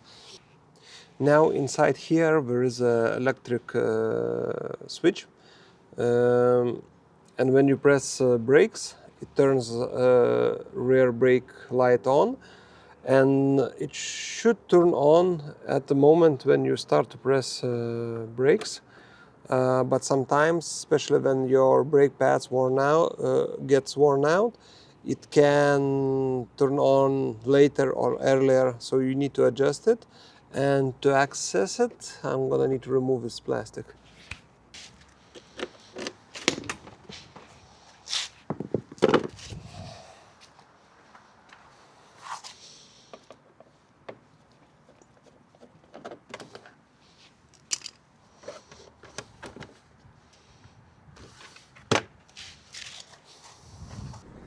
I will try to zoom in on this switch, because it's pretty hard to show it. And here it is. It is this one, and easiest way to adjust it I found is just with two hands, two fingers, and you just turn left or right, and this way you increase or decrease tension on the switch. And this is how you adjust when your lights is turning on when you press brake pedal. Hello friends, let me show you how to change a spark plug on this bike, and it's super easy. I would wish all bikes would have such a great access to spark plugs. So you just need to remove a wire, and then it is size 16, and you just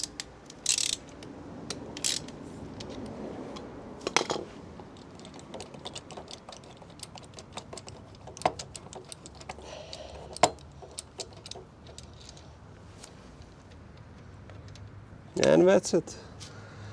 It's that easy. My spark plug looks very good because it's done just 1000 kilometers, so I will put it back this one. It is original one, but in the future I think I'm gonna change it to something like higher quality, and just for experiment, you know, and I will do a review about it. We'll see if I will get any micro improvements. Okay, so let's put everything back now.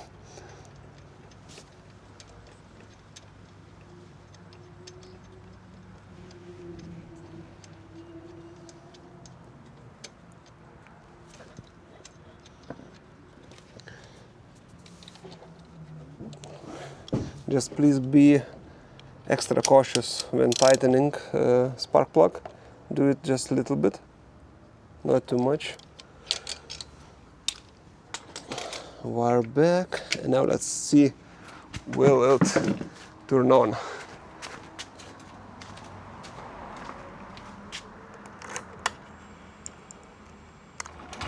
Yep.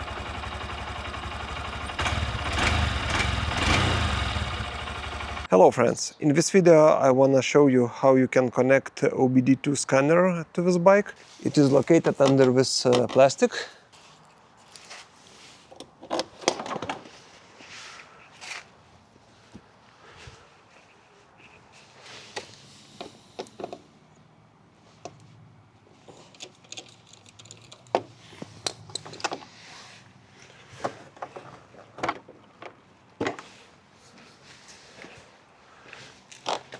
Connection port is located here, the red one, so we need to remove it, and then press to remove cap, and this is how it looks. It is 6-pin Honda connection. This is how standard OBD2 connector looks, and it is way bigger than Honda's. So to connect to your ECU, you can use a couple methods. You can buy this kind of adapter, maybe 5 or 7 euros. OBD2 scanner, I would say 15 euros, and then download app to your smartphone and you connect through your smartphone. So there is this kind of option, or you can buy dedicated OBD2 scanner. It will have a screen and you don't need to connect your smartphone, and it will have this kind of connector. That scanner, I think it cost about from 30 to 40 euros. And I'm gonna, in the description, I'm gonna put all the links to these products. So let's try to connect to the ECU. Oh, yeah, like this. And now we need to switch our engine on.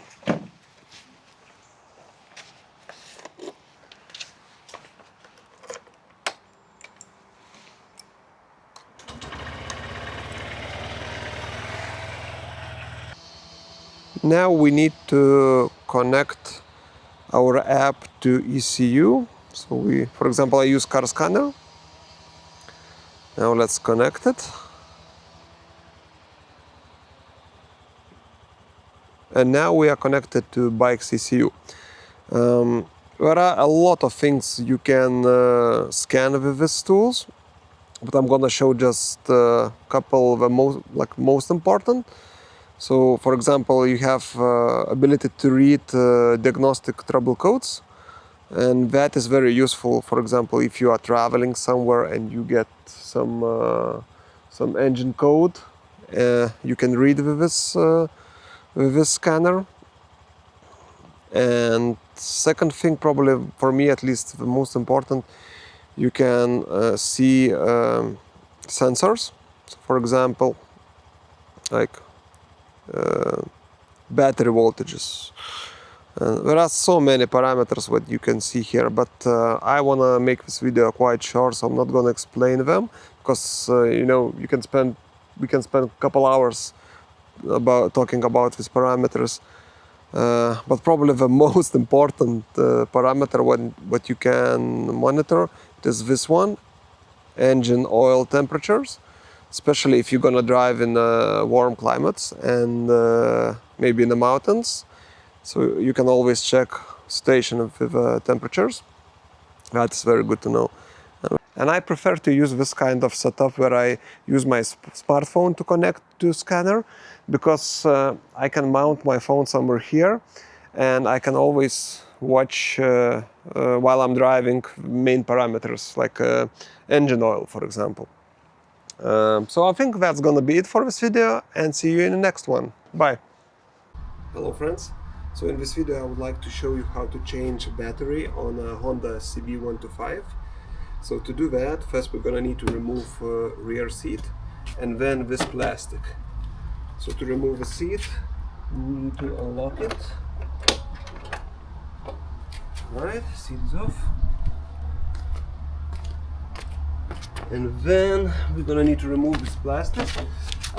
This plastic is held by one screw and two plastic, I don't know, connections. I will show you how it looks.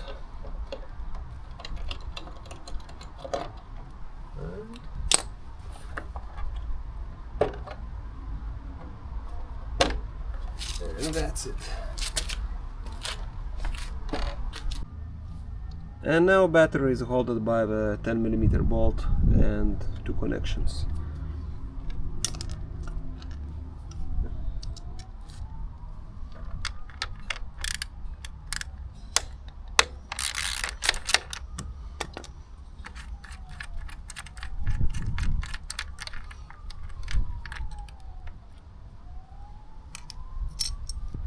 And you can remove this connector just to give yourself a little bit more access.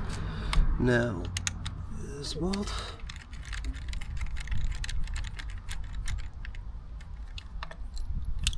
Right.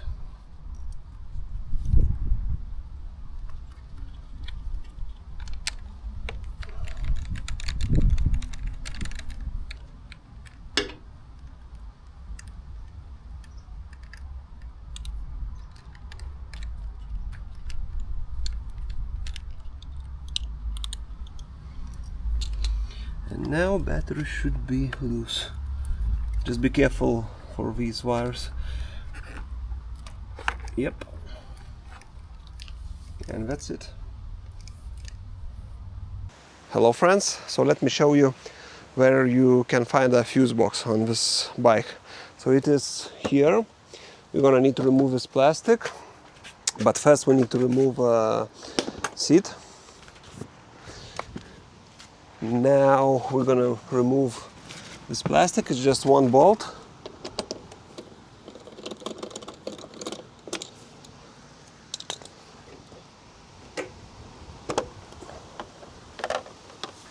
Okay.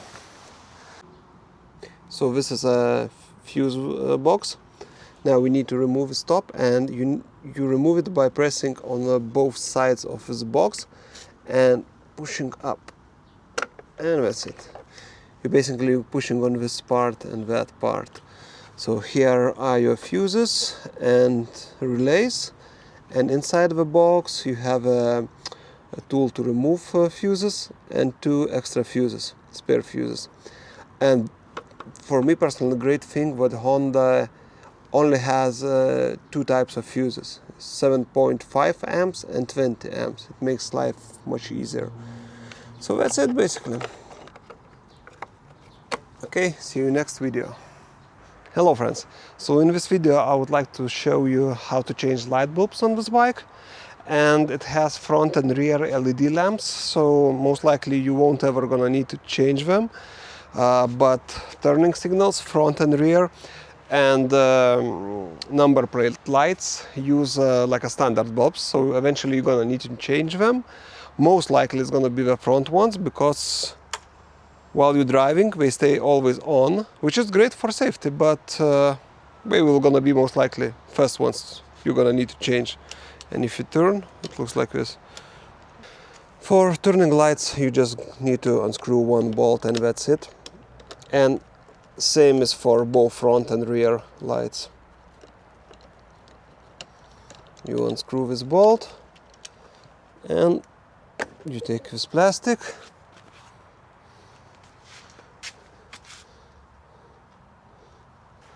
and then you have access to your light bulb.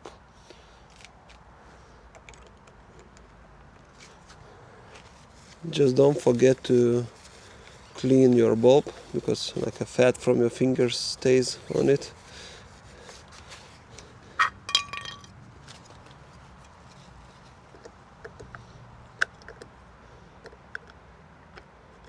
Now it's the same for all turning lights, but front lights and front signals and rear signals use different bulbs.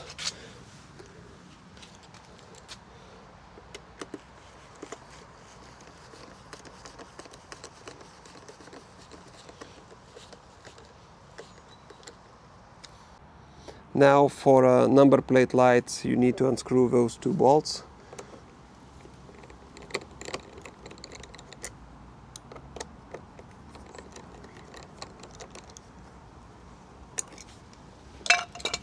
And this is your light bulb. You just need to pull it, and that's it. Here's your light. And same goes.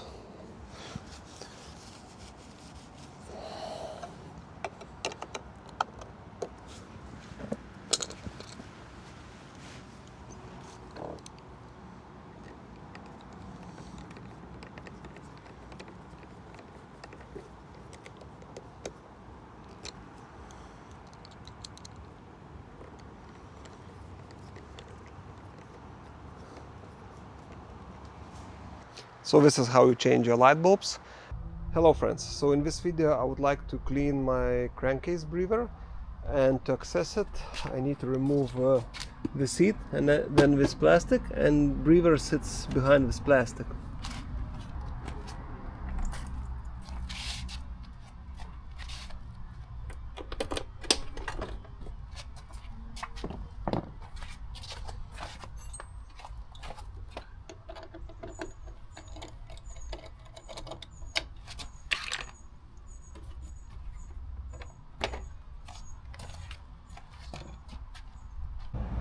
Now we can see a breather. It is here, this rubber thing, and inside you can see there is oil. So we need to remove breather, clean it, and put it back on. And it is held by this metal. It's easier just to show you. Yep, this is what holds it. Now we can remove it, but I'm thinking better take some paper towels. Up, and that's it. It was super easy to remove it. And you can see inside there is oil, and if you don't clean it, it will get full of oil, and eventually oil gonna get into your air filter. So you should always clean it. Now let's get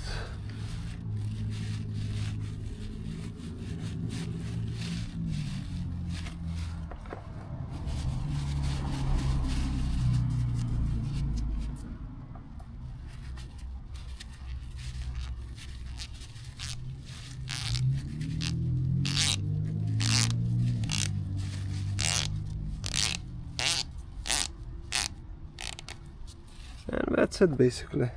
So this amount of oil I got after 1000 kilometers driving. So I think I'm gonna check after another 1000 once more.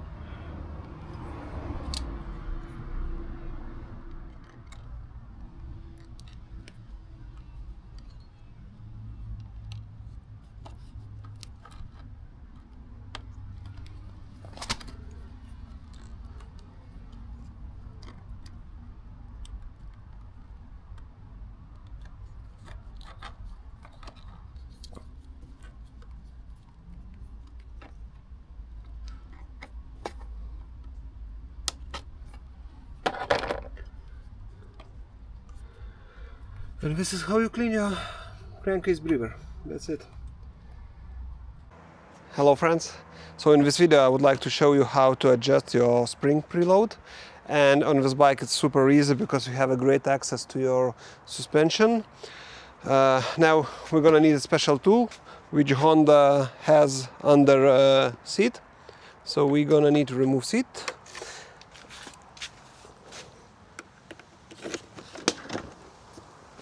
And your toolkit, like original toolkit, is here in this bag. And basically you have a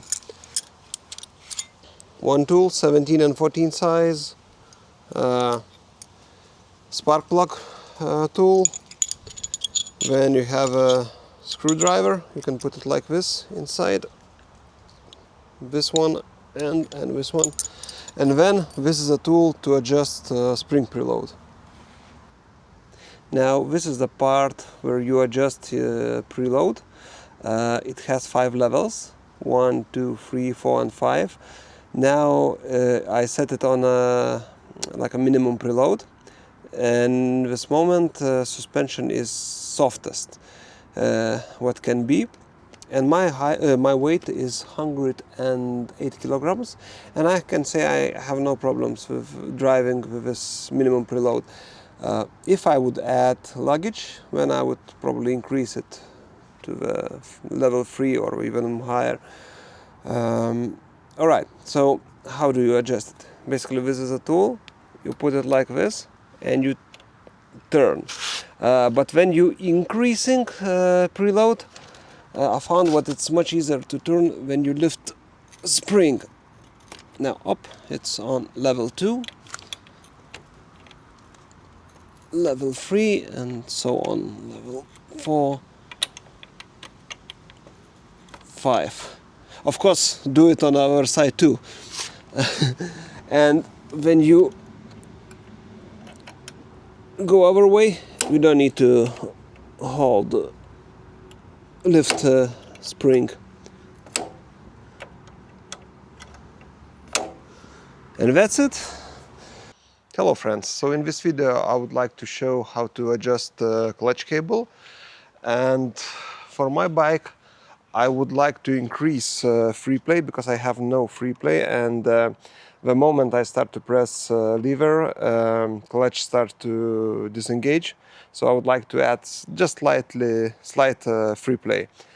And now to adjust cable, we need to go here, and here's a clutch cable, and you adjust tension with these bolts, and they are not bolts, nuts.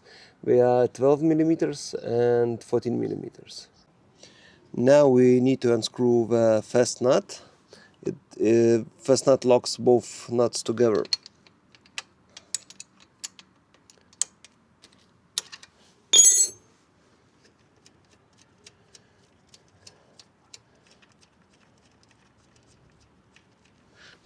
And now to adjust tension, we use this nut, and basically if we make this part go in, that means we decreasing tension, and clutch gonna engage later.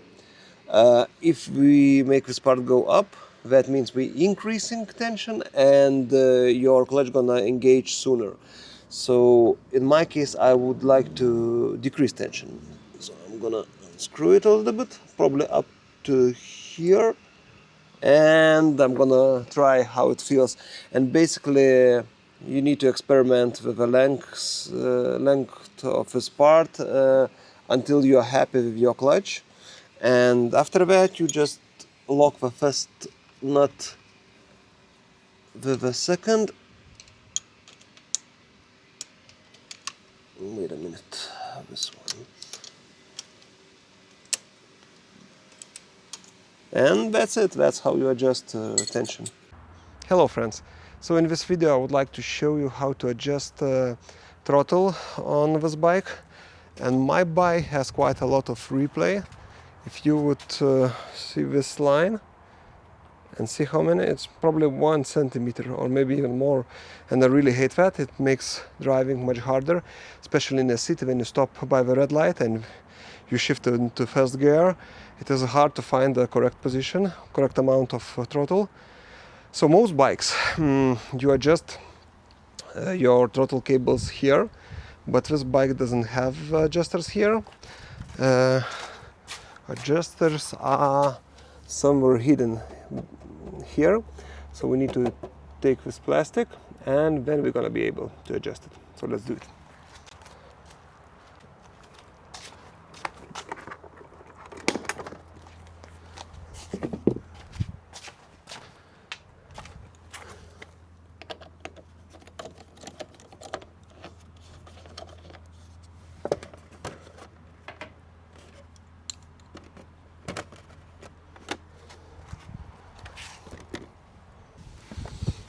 Okay, now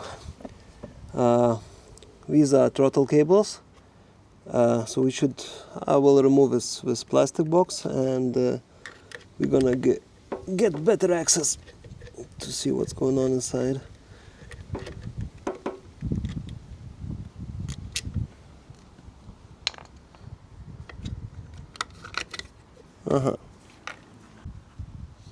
Alright, so now this is the main throttle cable.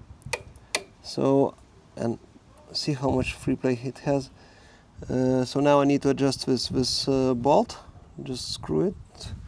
Let's do it. I think it is size 8. Is it? Yep, it's size 8. Okay, I think I can do it by hands.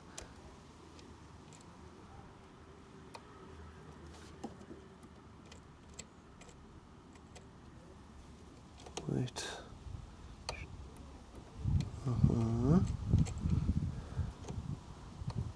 Oh yeah, it feels much better. This bolt, locker bolt, it is size 9. Size 10, sorry. Now let's see how it feels. It feels nice, but I think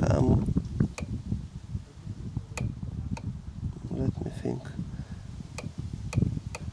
Yeah, it should be okay. So now I just need to tighten this locker bolt and I'm done.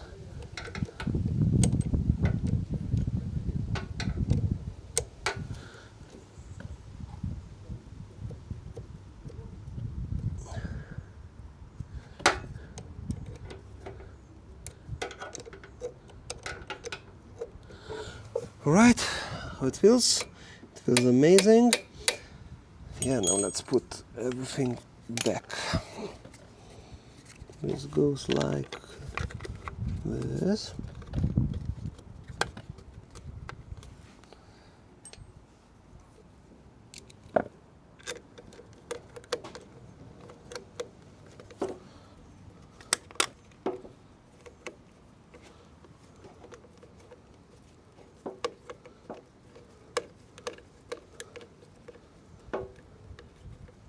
Okay, done. And now let's see how my throttle feels.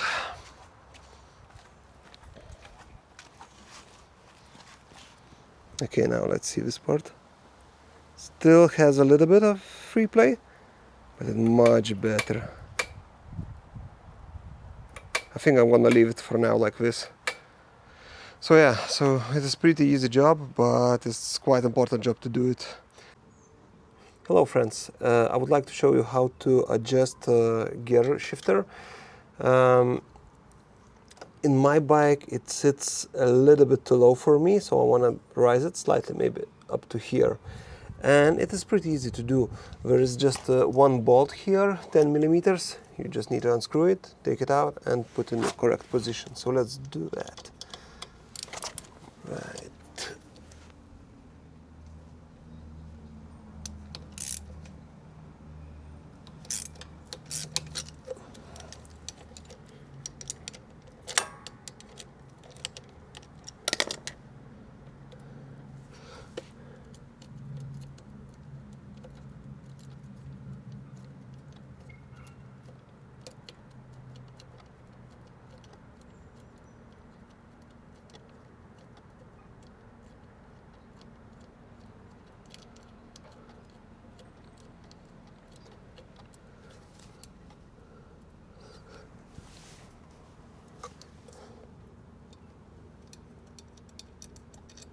Right, bolt is out. Now I think I'm gonna make it like maybe like this. No, maybe a little bit. Yeah, it should be okay. And then you just need to put your bolt back.